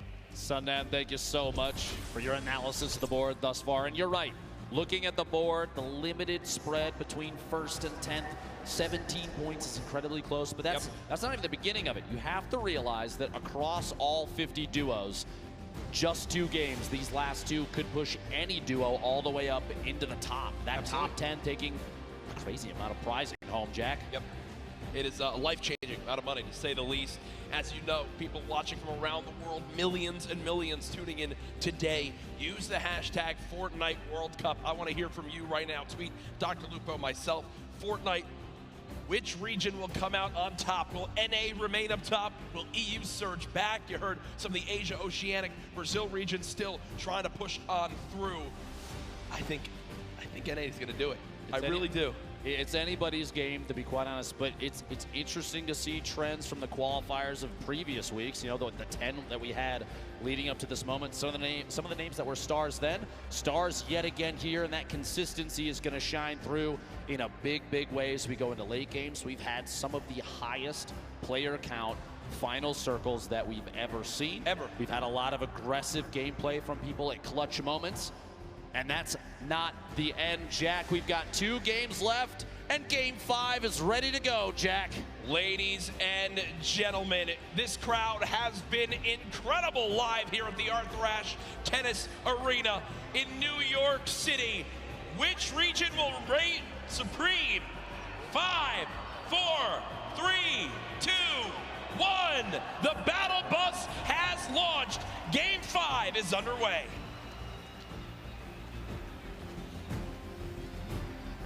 For the last few matches, Jack, we've seen some relatively contested, popular drop zones. I've been watching on Twitter, and a lot of people have discussed whether or not Loot Lake right now is one of the hottest drops in the game. You have a number of duos, high-powered duos that have dropped there consistently thus far. Do you think going into this Game 5 and 6, we're gonna see similarly contested early drops, or are people gonna change up the strategy with the amount of prizing on the line? I think the thing that we've seen so far is the teams that stick to their strategy are the teams that are, you know, staying out on top. It's why they're consistently placing Sap and Zate, for example. Wouldn't be surprised to see people stick with their normal game one more time. Again, as Sundown did a great job of highlighting, Dr. Lupo, one big performance, 12 elims in a victory royale, 22-point game would shoot you way up the leaderboards. Oh, yeah. So you can't count yourself out yet, as we do see our last match winners currently on our screen. Uncontested there. Nyrox dropping in an early baller, a very pivotal piece for late game survival. Going to farm up all the materials he can inside. Not going to smash too much of the outside until maybe the last second, just to prevent any reveal of his own position. He's just going to go and move on. And actually does see targets down below. A couple attempted shots. That scope, they are accuracy at this level. Going to have to be very key if you're going to try and pick up an elimination that early. The scope might be exactly what Nyrox needs to establish yet another elimination to put himself higher on the leaderboard of this duo. Remember, the scope, the assault rifle, a hit scan weapon. You aim, you point, you shoot. If it's on him, it'll hit him. And these guys have pinpoint accuracy, as it's known. You know, when you land on the southwest side of the map, if you don't land in an exact big area, it's a very, very scrappy start. It's a lot around getting a baller, rotating on through, and just trying to, pick up one chest here, loot one building here, and piece some things together. It's known how tough it can be, but Nyrox and Aqua currently on their way. Let's shift our focus towards Neo Tilted here. You see Mongrel and Mitro, who so many times have been contesting here with Clix and Skeptic. Clix and Skeptic so far, pretty quiet day today, not really well. I would agree. 4 duos, though, in Tilted. Going to be interesting to see who opts to take an early out, maybe go for the ballers that spawn in that slipstream around the outside, or maybe get a little aggressive and push on another team that spawns in there. Potentially from an earlier game, though, Skeptic hopefully learned his lesson. You don't want to L the camera necessarily too early. Yep. Love to see the confidence, though. He's a very confident player, which does not surprise me. Extremely skilled, so that kind of gameplay, you're going to see it from Skeptic on and off the stream and on and off the LAN here. Arthur Ashe Stadium, one of the coolest streams I think we've ever done this in. Oh, incredible. It's, you walk on through, you see all the tennis greats, and I hope they put up a poster of the winner of the Fortnite World Cup there. It's Serena Williams, Saf and Zay. Honestly, it would be incredible. It would be. I think that sounds good to me. I think that people wouldn't be confused at all. But maybe it's the start of a great legacy here at this arena. But right now, you begin to point out Mongrel and Mitro landing here every single game. 4 teams though, still in Neo Tilted. When will the battles begin? 97 players left. Every duo still represented. Crazy powerful loadout. You saw he has 4 shadow bombs this early in the game. Yeah. Those are incredibly powerful going into late game, especially when you're attempting to avoid confrontation as much as possible until just the right moment. You can shadow bomb out of almost anything. Granted, the people that may see you rotate don't have pinpoint accuracy, right, which honestly is typically the case in a lobby like this. Well, we go ahead and look at Lucky Landing right now. 2 teams currently here. This has been the case so far this game. Gustavox 8 and Wishy DP up against M11Z in the duo right there. At this point, yeah, I was going to say, it looks like they're just opting to do a little bit of a split here. Just watching the opponents move around down below. They don't necessarily have to push just yet. They do have a little bit of time before the storm starts to make a move here, so pressure is going to be applied before you know it. But a loadout like this, there's no shotgun in the inventory. They have the shockwaves to rotate if they need to, but those are oftentimes saved for late game if you can do it. It's an easy way to push through opponents' builds that are above you, as we've seen in previous matches countless times. Take the high ground without maybe being challenged. The only downside is you put yourself way out in the open. We did see a number of players get eliminated on the fly, literally, while shooting through the air with their shockwave. So we'll have to see. Shots are behind Gustavox 8. Knocked down, no shield remaining. Wondering if Daedra and M11Z decide to push off this Wishy. Reveals that he does have that heavy sniper, grenades coming on through. Quick little reaction right there to box up for a brief moment. But remember, when you get that shield broken, there is a unique animation and sound effect. So Daedra and M11Z know that Gustavox up top has no shield left, and that heavy sniper rips through the wood right there. Good coordination to get some damage done on this player. Saw Daedra holding that edit, that pyramid at the top, so we can look through, and shots from the duo up above, Wishy and Gustavox, well coordinated. No push yet. This is kind of a stalemate at this point, which for all 4 of these players may end up fighting them in the back. That being said, Wishy, the fly-in right there, pushing up, trying to get past, moving over to this brick pig, and make their way into maybe a little bit of side cover. Shrine made for me on the map is. Now Wishy will go ahead and loot that chest alongside Gustavox, who are both out of shields. Looks like Daedra And M1Z did what they wanted to, which is to push them out of Lucky Landing. Not sure if they're going to continue to pursue this. It doesn't appear so right now. And all things considered, I don't think they need to, right? They can go back now, farm up this whole area, check for the certain loot spots that may have been missed, and continue to get materials now. Moving towards Dusty Divot. Rogue members Tetra and Eclipse currently building on up with players just below. Clix and Skeptic, the duo underneath. A little bit of a split for Tetra and Eclipse. Hopefully does not come to bite them in the back. We'll see here in a second. Eclipse pushing up, trying to match position with Tetra. Shots on the baller. You don't want to see those things last too long. Nobody was in it. It was just rolling down the hill. And this could be really useful, Ben, because the players down low that are going to get by this airstrike, I believe it's Clix and Skeptic, are only building with Wood, and Wood gets shredded on through. And Skeptic, because of that, now down to just 25 HP, and that might be the green light for this duo to push on forward. One player challenging up top. Eclipse has him trapped in the box. Does take a little bit more damage. It will be a build battle for height. Eclipse with a ton of materials, but look at the elimination feed. Tetra with the elim onto Skeptic, so it's a 2 versus 1. Clix all by himself. Even if there's a sacrifice to the 2v1, that 1v1 afterwards and the pickup, the revive your teammate might be the best play. We'll see here in a second. Pressure from above, not yet. Clix all by himself right there. To take just a second and heal up. Any chance you can get to get a little bit of HP might be the key to staying alive. And this is where I believe adjustments need to begin to be made, right? Eclipse and Tetra, as they push on forward. Clix now all by himself, trying to force him to happen. There's no shot right there as he goes down. The day of struggles for Skeptic and Clix continue. But the point I was going to make right there is now you're getting to a point where you need to go and push for those elims if you want to make the climb back up that leaderboard. Eclipse and Tetra obviously still have some work to do. In that 2 versus 1, before another team can begin to push on in and try to steal that last elimination, they have to force the 2v1. Thankfully, Clix does it for them. They get the free limb and win that fight at Dusty Divot. Meanwhile, Saf and Zate. First game winners, current leader. Saf beat from above. Oh my gosh, the heavy snipe to knock the pyramid and immediately capitalizing on Saf being exposed. Leaves Zate in a 1v2. A little bit of a panic, and the Shadow Bomb may or may not be enough. Right into the slip to try and sneak away. Gonna run down in some previous builds. That's a quick pick off there from 4ZR and nowhere. And that's the second time we've seen that today. The player with the heavy sniper, they can see that the pyramid is being edited on through and peeked through. So they immediately call that out. They time the shot alongside AR shots, or that one I believe it was actually shotguns. And Saf is eliminated before he can even build a single wall. As right now it's Zate all by himself. Now moving towards the northeastern side of the map near Pressure Plant. Our mech friend no longer there, but Nyx just took a ton of damage. Close by, I believe. Did he get sniped? I think he got sniped. I believe he did. Sitting on quite a bit of healing, though. The slurp, minis, that campfire, all going to be big there. You see he's waiting for the campfire to finish. He's going to pop that slurp, get back to 100. Meanwhile, Airwax, Nikov owning the top of the ship here. Just taking shots at anybody that rotates. That high ground advantage, even early game. We look at it a lot. Late game. Yep. A lot of the build fights and late game rotations are capitalized by players that have the high ground advantage. But even early game, high ground gives the ability to scout. Aiden, Sean goes down. Aiden, an attempt to push on through and try and pick up the elimination on his opponent. Quinton inside the box there, does knock the wall out, picks up the materials, and can't quite tell to grab the card of his teammate. I was going to say, I think that the teammate was knocked, so it is a 1 versus 1 in this fight. Aiden at max HP. Gets the high ground for the moment. Quinton, absolute the health disadvantage. Aiden most likely knows this. Continues to push for this elimination. Wants to clean this up as quickly as possible. Wondering if Quinton has any traps to be used right here. Doesn't appear so as of right now. That edit was just missed by Quinton as he tried to go push back up to the high ground. Just get above. Aiden pushes on in. Spraying. Unfortunately not able to connect. Takes 44 damage right there.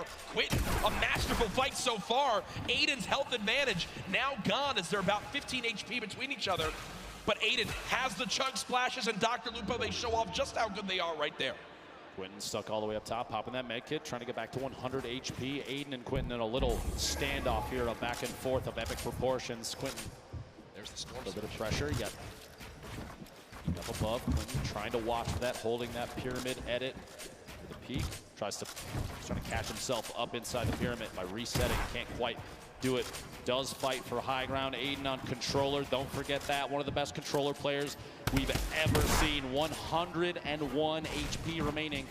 these inside the box fights, the combat for who can own a wall, the back and forth is insane. And the top-down view, Aiden can't quite get that pyramid edit and gets caught in his own door. Did he miss? Yeah, I think he missed the edit out. Did wind up building a door, and Quentin makes it back in time to grab the reboot card. So Aiden and Sean go down quite early in game number 5. 74 players remaining. Storm Surge still currently in play.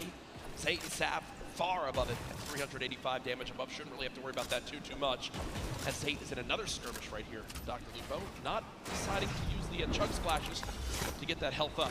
An interesting note here, you see Zayt taking single swings the wall that he doesn't own. He's attempting to bait the player from stopping a heal. He wants him to disengage from that so he can basically force a fight. He doesn't want them to get any of that HP back. You got the floor. Shield. And he already had that wall! Oh my gosh, and Tux goes down. What an angle shot from Zayt there. And that right there is Zayt baiting his opponent into making that exact move. What you just saw was why Zayt has remained one of the best players in competitive Fortnite from the very early days. He replaced the first wall before that fight even began. Then he moved towards his opponent, shot out the floor to push him towards the wall he already replaced. And once he did that, once the player ran and thought he was safe, he quickly hops on up, edits his own wall that he placed earlier, and gets the free elimination. It's one of those plays that separates Zayt from the millions of other players that play Fortnite. There's a reason they won that first game, Jack. It's going to show through and through throughout all these matches. Ziff called on your screen here. Game 5. 2 matches remaining. It's a very easternmost zone, Dr. Lupo, so you're looking towards it right now. Lonely Lodge will still narrowly be in play. Outside of that, just the drone ship from up above. The right side of your screen, don't get the format for these. Oh, Quinn goes down. I think he got caught with his build still in his hand. He wasn't expecting it. See the blueprint out. You hate to see that. The victory royale worth 10 points. Top 5 is 7. Top 10 is 5. Top 15 gets you 3. And every elimination, that single point, and every elimination so valuable in 6 matches. We're not looking at the same 10 that we saw in the qualifying weeks. You have only the 6, but it's a guaranteed 6. You have to take advantage of every elim you can, because looking at the leaderboard like Sundown did earlier, 17 points at that time spread 1st to 10th place. Yep. Here the fights continue. Tyler 15 and Lanane in an awkward position right now as Tyler 15 has gone down, and there's pressure from both sides. And you've got to think these players know exactly where they are, and that's what they're going to do. Already 4 eliminations between Forziar as well as Noward, and they're trying to get this wall replaced. They've got one. Did he get the pyramid as well? I can't tell as of right now. Interesting note about Tyler 15 and Lanane. They had planned to run just the first qualifier, week 2 together. And if they did not qualify for the World Cup, they agreed that they were going to try and hook up with their normal duos. Yep. And lo and behold, they qualified for the World Cup. So here they are. They have not spent a whole lot of time together. And it's amazing to say that, because the cohesion between those two, oftentimes when we watch them, they're on top of each other's game the entire time. Yep. And that's why they made it this far. 65 players left. The next storm surge could be happening soon. You see the shockwave grenades used as Crims right now eats a rocket to the face, down to just 79 HP. Thankfully, if you're a Crims fan, he does have 5 minis to pop, 2 big shields. I'm sure Spades.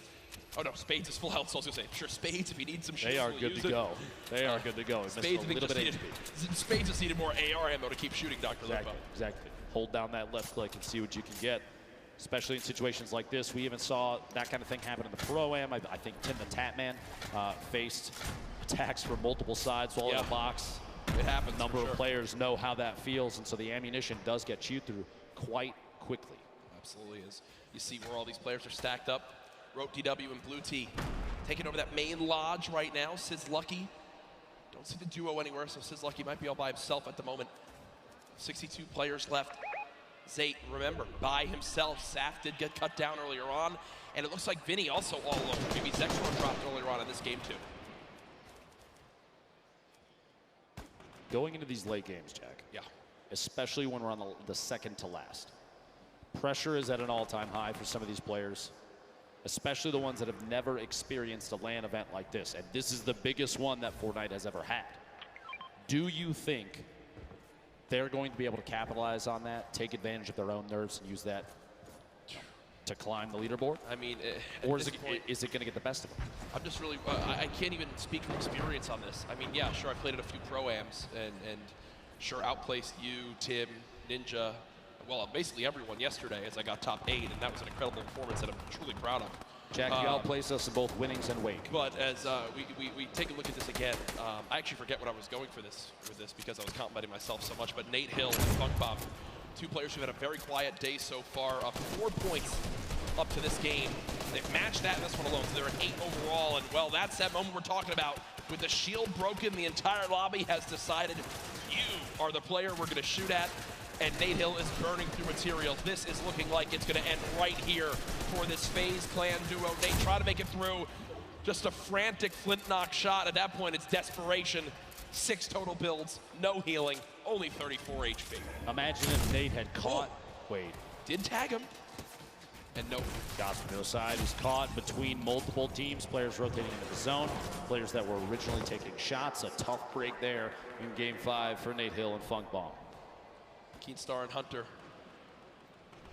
do wind up finishing off that elimination with the help of Serpent and crew. 57 players left now. This zone, Ben, is in the middle of basically a forest, but most trees are now gone. I'm looking at the minimap right now. This is a pretty central zone where everything's remaining. So players on the outside will need to move in from all areas. The zone pushing forward. Here are Mitro and Mongol. A quiet game so far. 0 eliminations up to this point. The question remains, will EU climb up into the top 3? They're just on the outside right now. I know this is NA home turf, but I know the hundreds of thousands of European members of the Fortnite community are out there rooting for duos like Mongol and Mitro to pop on up. And unfortunately, when I mentioned EU duos, I just saw Benji Fishy and Mr. Savage go down to the duo of Arkram and Falconer as they continue to perform well, a team also in the top 6. Not out of this just yet. 1 game still remaining. This circle, a east-southeast push. This is the 50-50 where you're going to see a number of players sit inside the next safe zone and take advantage of that ability to watch people rotate in.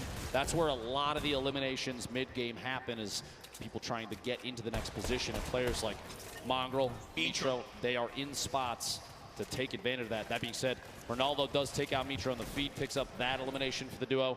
28 duos remaining. We're not even close to placement points yet. That happens at 15, Jack. Yeah, and Mongrel knows this. When you look at his inventory right now, no combat shotgun, still this epic tactical shotgun, quite good. The big question for me, 2 shadow bombs, all the movement, how exactly does he play this? Mongrel looking for an elimination, shot comes on in, does get a small little shield tag, but not too much to begin to push that. Good job at least getting up this layer of height. Remember, it's so tough in elevation here when there's so many builds. Bottom right of your screen, another solo still remaining. It's Zayd, who still has, I believe, 3 shadow bombs left, Dr. Lupo, to make plays in the late game. 2 of the biggest players we've watched thus far. A lot of people just waiting to see how things are going to play out. Mongrel holding this edit. He's waiting for that opportunity to pop up with that purple tag. See if you can do enough damage to pick up an elimination or at least a knock, especially as we get into the circles where movement of the entire zone is going to happen. A knock will translate into a full elimination. The siphon will kick in for the HP or shield. Those last second elims before things start to move, those are huge. They give you that little boost you might need to engage in the fight on the move. Falconer, Arkram sitting in a great spot right now, kind of smack dab in the middle of the current safe zone. Yeah. We have 21 seconds before the circle starts to move. I mean, I feel like this duo hasn't been spoken about a ton so far today. They're currently top 5, Dr. Lupo, in another place where... Incredible players. Yeah, they can absolutely make some noise right here in this one if they can finish strong. Remember, other teams in the top 5, they'll still have representation. With Zayt still in this one, Falconer and Arkram. Arkram quite weak at the moment, though, about 120 HP in total.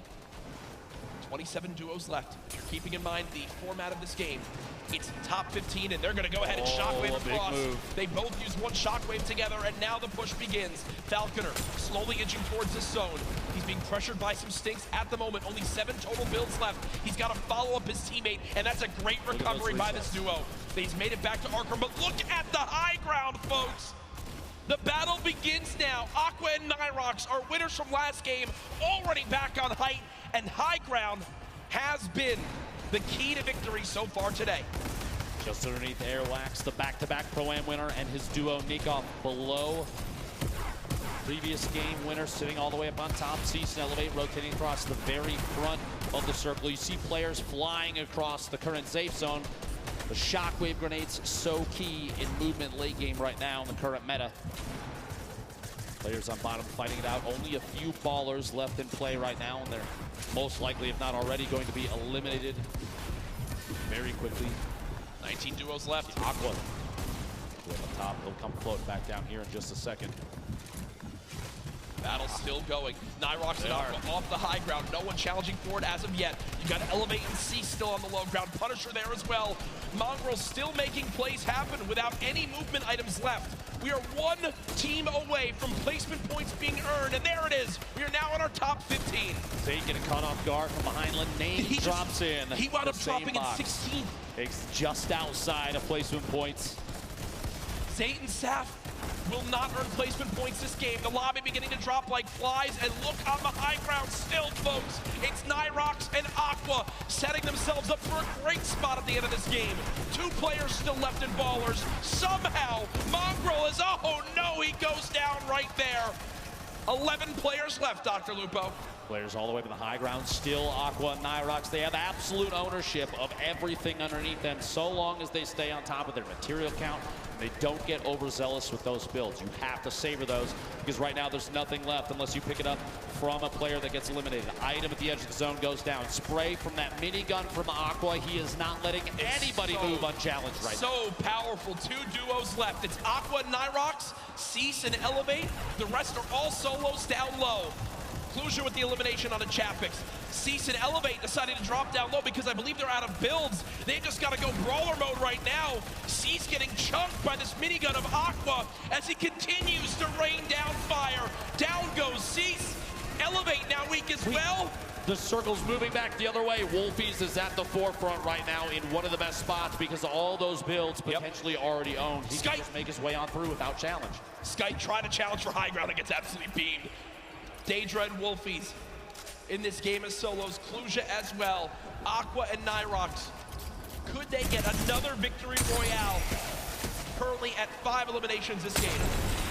Aqua, stink grenades from above, still riding the minigun, still 250 small ammunition remaining, and this thing is so punishing from above. You have that high ground advantage. You have the shots on Wolfies from above the elimination, a 3v2 situation. Aqua, Nyrox looking to pick up the first World Cup back-to-back victory royale, Jack. Pressure coming on in, they drop down low, the tag's coming through. My gosh! There it is! A 17-point performance from Aqua and Nyrox as they win it again. That alone, those 2 games may be enough to push them all the way to the top of the leaderboard, and they are 1 game away, if they can hold that, from $3 million. My goodness, folks, here it is again. Aqua with that minigun up top just made it impossible for any other team to even try to contest them on high ground. They send Nyrox down, Clusia there as well. Here, Clusia was doing everything he could, but again, when you're at a number disadvantage, Dr. Lupo, a health disadvantage, when you're on the low ground as well, I mean, I just don't see how you can even win the game. He tried to edit him down. Unfortunately, just can't hit the final shots as Aqua still drops him with 200 HP. And again, much deserved as they take the victory royale. The reactions from these players are one of my favorite parts, especially at this level, Jack. Yeah. 1 game remaining. World Cup Finals Duos competition, and the best players we've ever seen in any lobby, literally ever. Yep.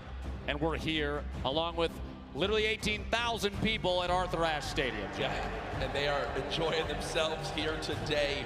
What a feeling it has been. We hope you've enjoyed the coverage so far of the Fortnite World Cup Finals live from New York City. A reminder for the millions watching online right now, we still have another day of competition, and tomorrow it gets even more intense.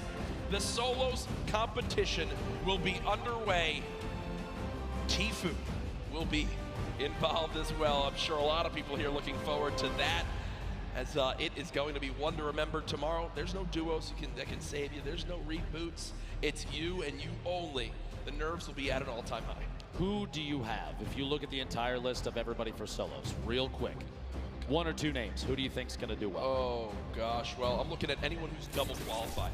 For me, right off the bat, as people that can be favorites. And, whoa, we just got the standings. And now I've completely shifted focus. Sap and Zate still in the lead. 3 points, Jack. Yes. First and second are separated by 3 points. The 2 victory royales now for Nyrox and Aqua, definitely moving them way up the leaderboard. But look second at this. place now. EU and NA. The fight back and forth is there, right? Twitter's talked about it about 1 million times. Yep. Reddit says it over and over again. EU versus NA, and I think right now this leaderboard screams that the competition on both sides is huge.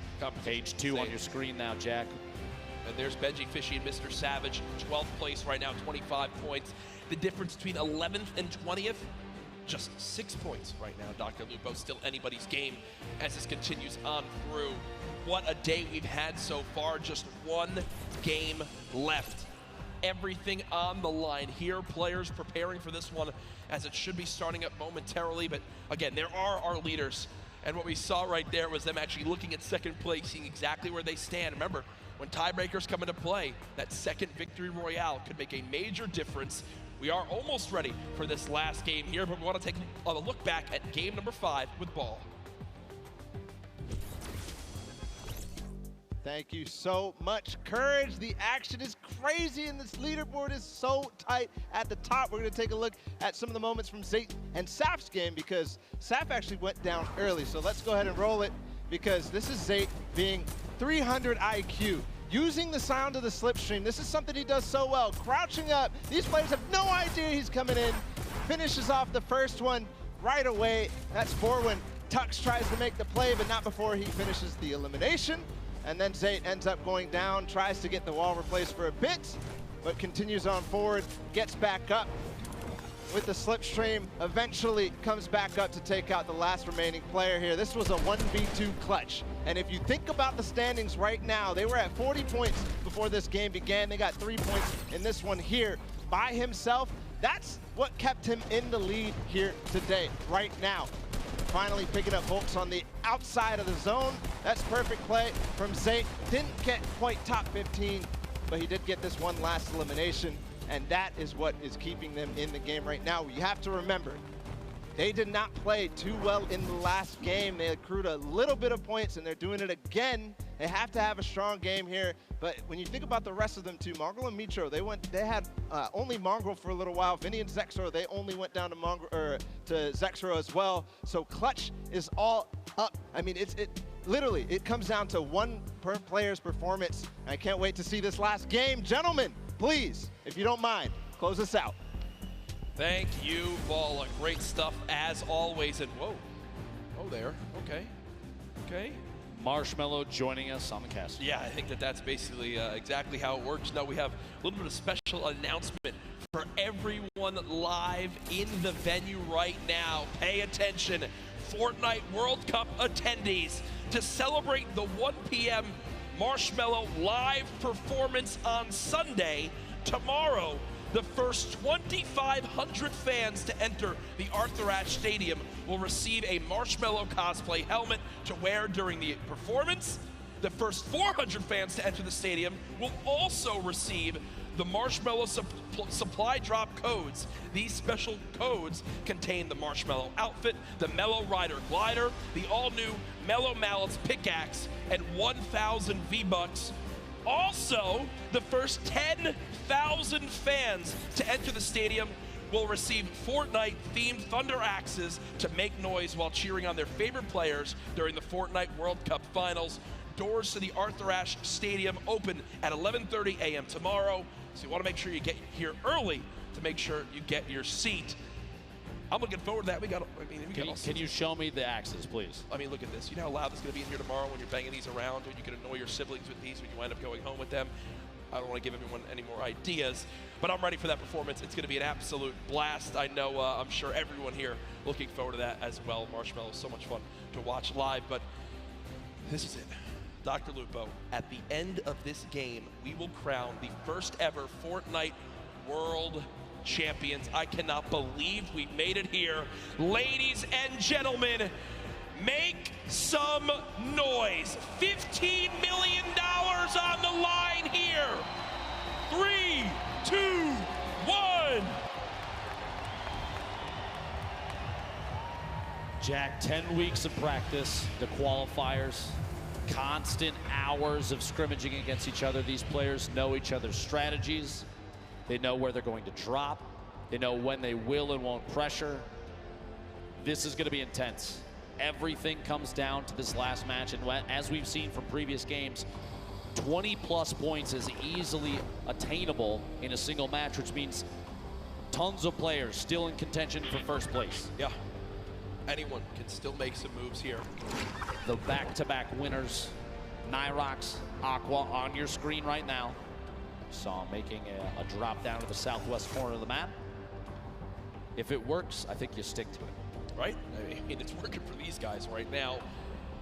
Who will win which region will take home the Fortnite World Champion title? And already the first player dropped. Eclipse goes.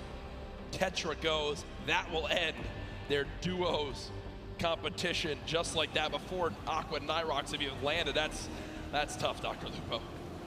Feels bad. Feels bad, man. Tried their hardest on to the next one. You know, Aqua, quick little note there, dealt 1,152 damage in the last match, over 3 times higher than the match average of 335. I think that goes to show just how involved Aqua and Nyrox love to get when combat situations arise, an opportunity to third party, take shots at players on rotation. Yep.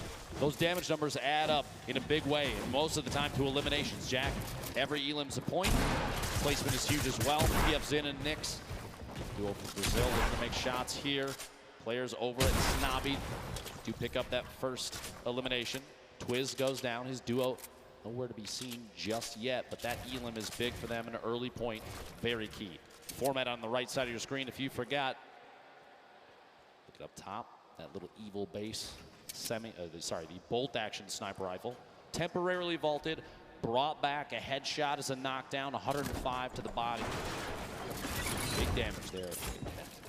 So here we go, players now still fighting. It's Keatstar and Hunter. Shockwave grenades picked up, 20 total builds possible right now.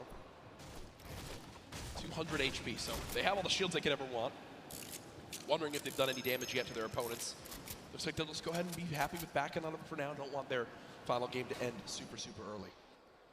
We can see in the minimap down there. I'm curious if they know other players are over there at Mega Mall. Meanwhile, Aiden and Sean, Paradise bombs. Aiden goes down. It's all up to Sean to try and make the clutch save.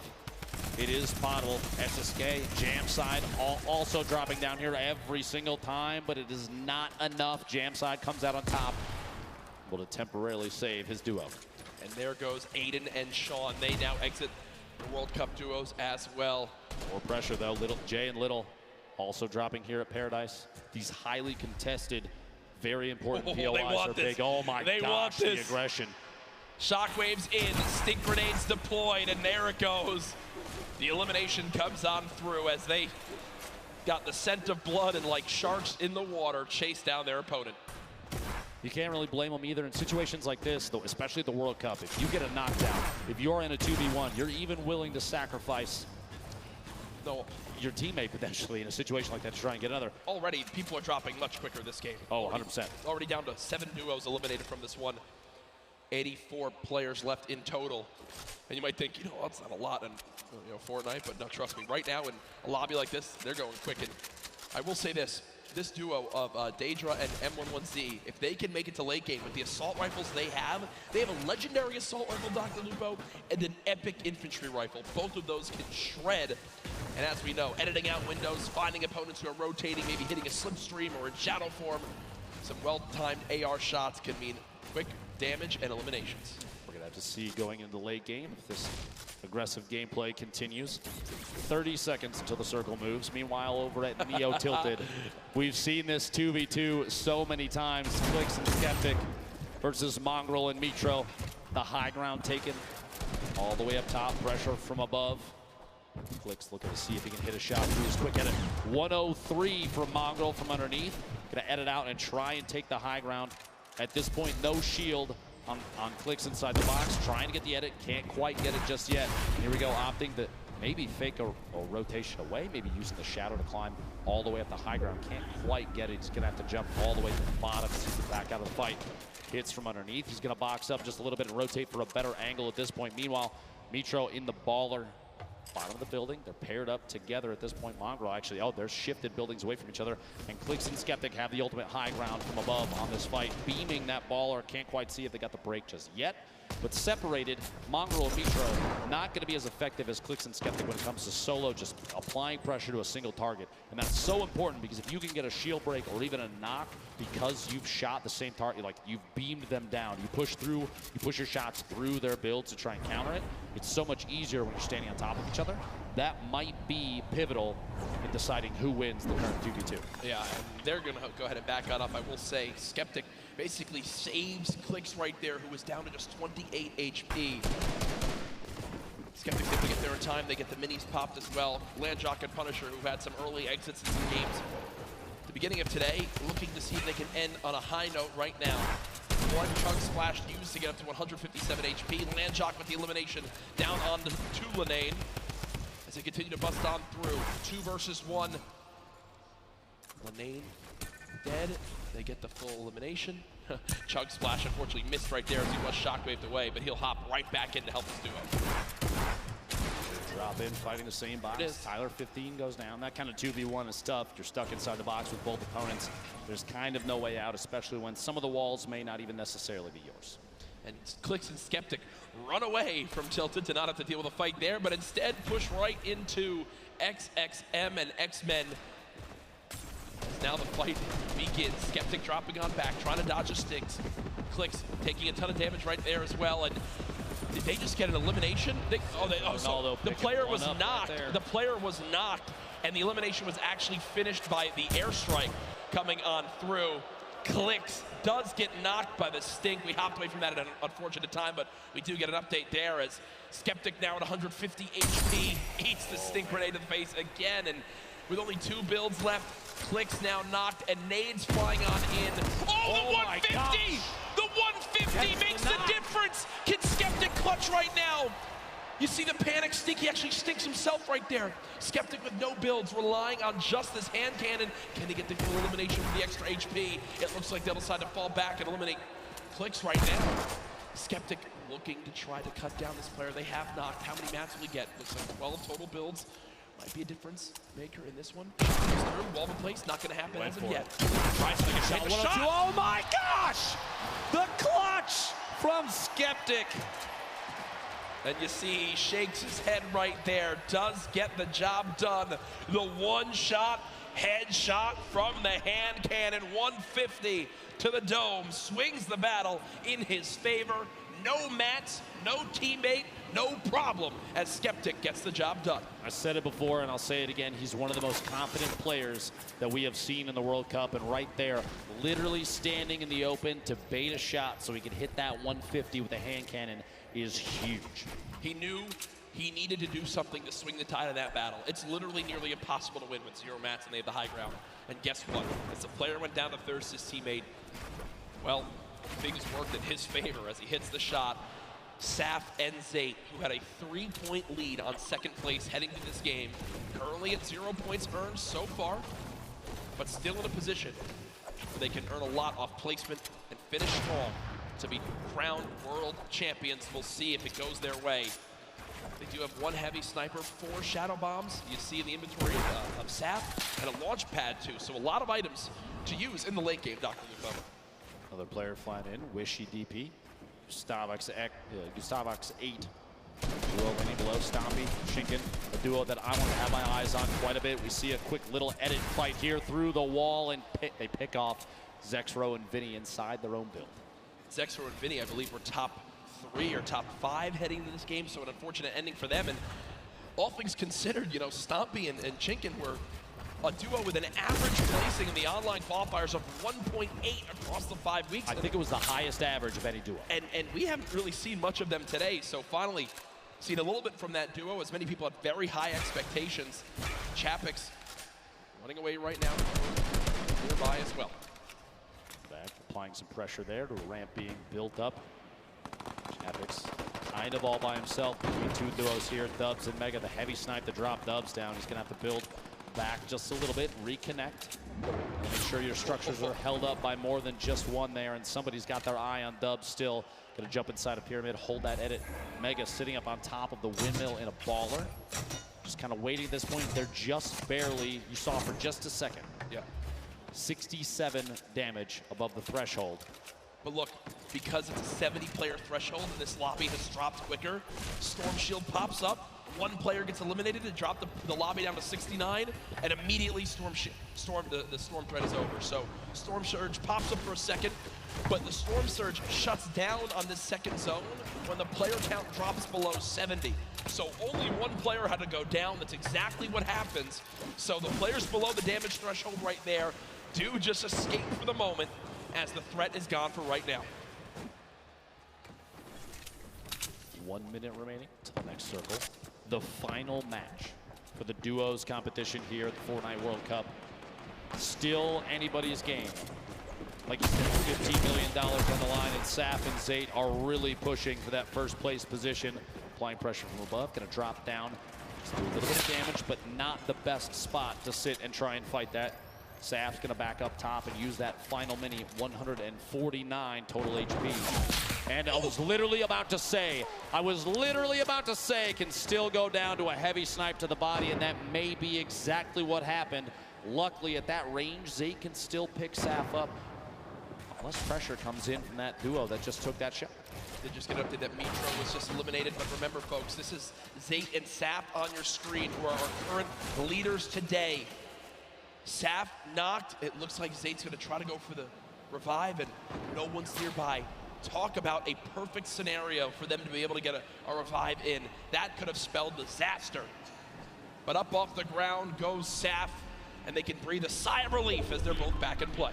Looks like the players that took the shot sitting at that modern building at Loot Lake, the north side there, still inside the safe zone. Meanwhile, the spread of all these players starting to tighten up just a little bit. Mongrel, one of the most popular EU players, all on his own right now. Mongrel, Mitro, 10 points behind first, 2 points behind fifth overall going into this match. They are so close to the top of the leaderboard, Jack. Saf and Zayt, by the way, first going to this match. Continue to keep watching exactly where the players stack up. Mongrel, all the pressure on him. If there's one thing you can see, legendary rocket launcher. The way Mongrel makes the most incredible performance of his entire life is if he can somehow get high ground late game and use the maxed ammo rocket launcher to just fire down shots and get multiple eliminations. And there's an 86 tag right away with that legendary infantry rifle. Sees the build down at the bottom, looking just to take any shot he can, any damage he can deal. With eliminations, even just one or two, maybe Keys is lucky, and Rush flying in. Right side here, just a second. Meanwhile, Aqua and Nyrox, the back-to-back winners, looking to pick up their third duo victory royale here in a second. Catches an opponent inside the same box. The duo looks to follow through, take the wall, the shots through, and the back-to-back healing may happen. Still applying pressure, and there it is. And you see the excitement right there. Every point they get is an opportunity to make this comeback happen and a potential win for the European region. I just saw Chinken go down in the elimination feed, and they've got chunk splashes galore. Still get back up to full health, and still scrappy game right now for Zayt and Saf. 0 points on the board, and they are nowhere close to earning placement points at this one. A minute remaining before the next storm. They're gonna have to position themselves to move. Before too long, pressure is going to happen on the rotation. You're going to see players in positions to take advantage of people moving in from the outside of the storm. When we get to circle 5 to 6, when the half and half happens, that's kind of when everything gets a little crazy, right? Yeah. The elimination feed is full of players getting knocked and finished by the storm, potentially. You have duos going down at that point, but right now, Saf and Zayt biding their time. They don't want to burn too many materials this early. 60 possible builds in Saf's inventory, 50 in Zayt's. Don't have to move just yet. Reminder for everyone watching at home, this is our final game today. At the end of this, the score will be tallied and we will crown our first ever Fortnite World Cup champions, our Fortnite World Champions, live from the Arthur Ashe Tennis Stadium here in New York City. Stay involved in the conversation. Use that hashtag Fortnite World Cup before, well, everything goes insane in these next few moments. The fourth zone has popped on up. 56 players left, 34 duos. Who will take the final victory royale? Now, Rojo and Wolfie's all the way up top, on top of the hill here. They do have at least one baller. They have an opportunity to move. Looks like Rojo's going to make that move. Wolfie's just kind of waiting, biding his time, maybe looking to take a shot at somebody. Baiting your teammate, not the worst idea. Rojo's going to move down this little camp underneath to kind of shack and farm up everything that he can. Materials, like we've said before, we'll say it again. You always see late games where it comes down to potentially who does and does not have those remaining. So getting those couple materials can be key. Wolfie's, you heard the snipe shot there. Looks like nobody got connected with it. Still waiting above 107 builds in that inventory. Mega and Dubs down underneath. Literally right next door. Bell, Mongrel, across the street, 4ZR and nowhere. Saf and Zate. So many players bunched up in the same structures right now. This might be the time for players like Mega and Dubs to take shots through. That's why they're editing the windows. They're looking for players rotating or even getting pressured from others that may be around them to shoot in on the same surfaces, see if they can pick up those leaders. Remember, Dubs and Mega currently top 5 in this tournament. Still looking to be able to break on through, to make some noise. The battle for first continues. The top 5 duos still all in play. Storm Surge did just pop up, but it's only for the top 50 players right now. So 2 more players need to drop, and Storm Surge will be over. Just a quick note, I saw in the feed a moment ago, Nyrox, one of the back-to-back duo winners, picked up an elimination on Skeptic in the feed. Dude, this is so close. Tough day for them, but yes, 31 duos. More than half of the lobby needs to go down before we even get to placement points. And Nyrox and Aqua are sitting on 4 total right now, which is huge for them. They're already in the next zone. They're on the high ground. They've got 5 shadow bombs, near max materials, 4 shockwave grenades, already 4 limbs. Ben, they could somehow do this. They actually are in an incredible position to win another game, and there they just eliminated Ronaldo. The 5th elimination for Nyrox and Aqua, and they've already got another player down to just HP too. At this point, imagine 3 victory royales in a row for this duo would be absolutely definitive that this is one of the best, if not the best duo in Fortnite right now. This is insanely intense right now. So much on the line for these players. They're boxed on up. Keep in mind, the average age of the players here today, 16, and what is that update? That's Nyrox and Aqua. Jackets 1 point between first and second. Point away from first, but there, Zane gets it a limb. Now 2 points away again. Saf with an limb as well. It was the same player. It was the knock. Okay, there was the knock. Okay, but still, either way, within a couple points of first place, and on the top left, the team in second. On the bottom right, the team in first. Who will become the first ever Fortnite World Champions? Go, rotation occurring. Mongrel in the feed, picking up the Dubs! Dubs. He just knocked out. He just eliminated Dubs. Saf and Zay waiting on the bottom. Only 1 elim, but it doesn't really matter at this point. They just need to focus on positioning and catching players on rotation. Funk at the top of your screen. Tons of players bunched up near each other. Mongrel, and it just peak shots the rocket out. See if pressure can happen there. Mongrel may be able to pick up an elim soon. An RPG late game in competitive Fortnite. Super advantageous, especially if you have players that are on move. Get a shot just in front of them, just going for these quick edits. Mongrel's looking for any chance he can get to take shots at players that do not know that he's there. And remember, earlier in today's competition, it was Mitro who winds up living all the way to the end by himself and getting 5 extra elims, which put them into the top 3 after just game number 1. Now it's Mongrel's turn to do the same. The new pickup for FaZe Clan looking to clutch on up. Putting shots down range. I believe this is Mega, one of his teammates on FaZe, who's on the other side of that metal, and he's not relenting with this pressure. Both of these duos actually in our top 10 right now. The new zone pops on up, and this is a full moving zone. Did he get the elim? He did.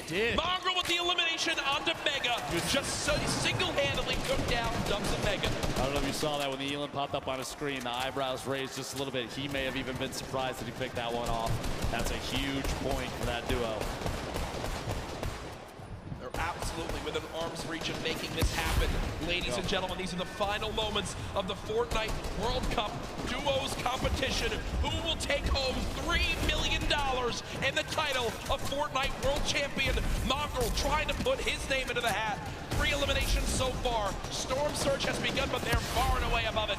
He uses his last Shadow Bomb, though, Dr. Lupo. Over 1,000 damage above, but yeah, that last mobility piece, that might be a mistake we'll have to see here in a second. The move so far, though, maybe that was his only choice to stay in this. Look at the left side of your screen right now, folks, is insanity. So many players making their way across in even the same structures built by their opponents. 36 total players. We're at 23 duos remaining. 8 more duos need to go down before we get to the placement points. And with how close first, second, third, all those placements are to each other, every single point is going to matter coming down to the last moments here. Saf all by himself now. You see Aqua weak, Nyrox weak. Players dropping another shockwave, using it all the way ahead of the zone. It could be a game-saving play on the bottom right of your screen. Aqua's all by himself. Mongrel now 1 shot. This could be the end. No, he gets 50 health. Mongrel gets 50 health. He'll live to see another day as the zone doesn't take him yet. Can the young god make it happen? No! The player turns and rips him in 2 as he does drop out there. They will not finish atop our leaderboards. Immediately after Stompy picks up the Elim on Mongrel, Nate Hill takes him out, and we're down to 22 players left. We're down to the top 15. Everybody's just picked up placement points for the leaderboard standing, which is key. Everybody on the board right now still in huge contention. Landjock goes down to the top. Chapix and Epic Whale have the ultimate high ground on every player that's left in the match. Nate Hill flying just barely outside of the storm. He will contend. He does go down right there. Rojo, multiple players still in Ballers. The Rocket, an attempt to break Rojo's RPG. The Baller RPG rotates away from it. Look at the top left of the screen, though, Jack. Only 1 duo left. Epic Whale on the high ground all by himself. Cease and Elevate, the last duo alive in this game, can still make something happen. They were in a very similar situation earlier on. Shots still coming on through. Aqua with 1, but he goes down. We'll have to see where they end up as we look to crown our champions. 8 players remaining, 7 different squads. Again, the only duo still left, Cease and Elevate. They're currently at 4 total eliminations. Rojo on the bottom right of your screen, the left side, the full lobby left. Arkram still in this 4ZR as well. Keenstar with so little HP can't take a bit of storm damage. Cease goes down. Elevate with an elim. Epic Whale raining down shots. Rojo trying to panic build in these last moments. 6 players left in this game. Still a full duo, though. There we go. Elevate goes down. Cease eliminated as well. It's 4 solos remaining. These are the final moments of the duos competition for the Fortnite World Cup. We have 4 players remaining with Arkram sitting at the highest Elim count. Oh, Hosuckus got to build up. Still in the safe zone. A quick 180 and he can't quite catch that elimination. Arkram 1 versus 1. Arkram versus the player up top. There's just no way. There's just no way. Arkram, though, 6 elims, but 4ZR in the end will take the final game with the victory royale. 10 placement points earned. What a performance in the final moments right there, as that was our final game. Ladies and gentlemen, make some noise for all our players today.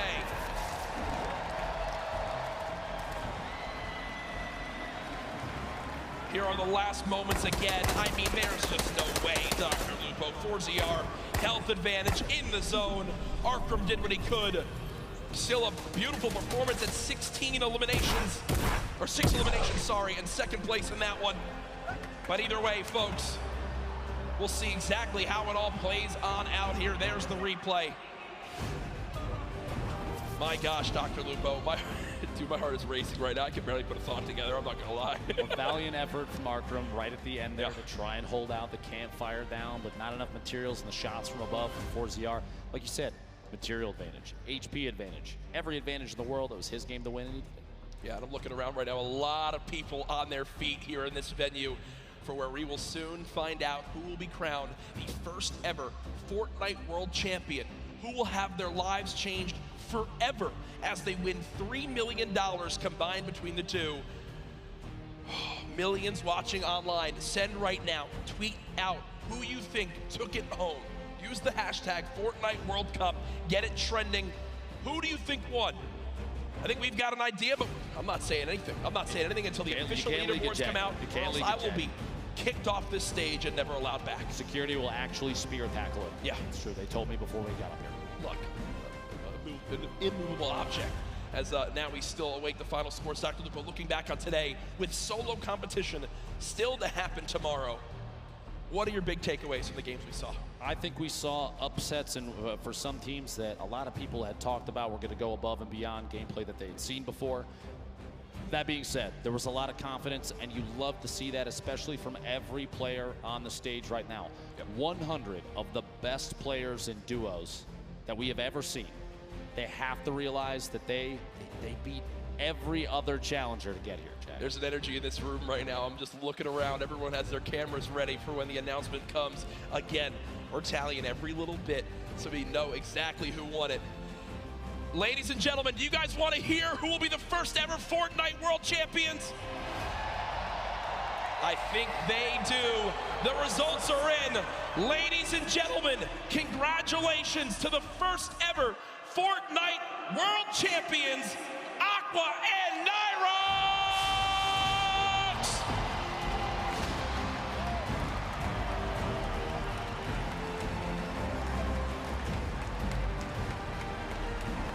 Two victory royales make the difference right there.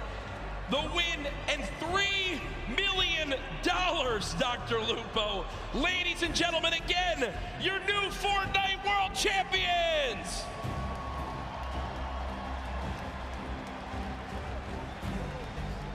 Two victory royales, Jack. An incredible day of gameplay for them. The look on their faces, too. I can't believe it. No idea. I cannot believe. Again, you got to remember. How do you react to that? How do you react to that, Jack? They're left in the dark as this loads on up. They have no idea how it's going to break all on down.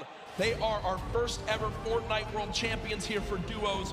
We're going to get you guys the full standings breakdown to see how it all played on out. But again, they take it home.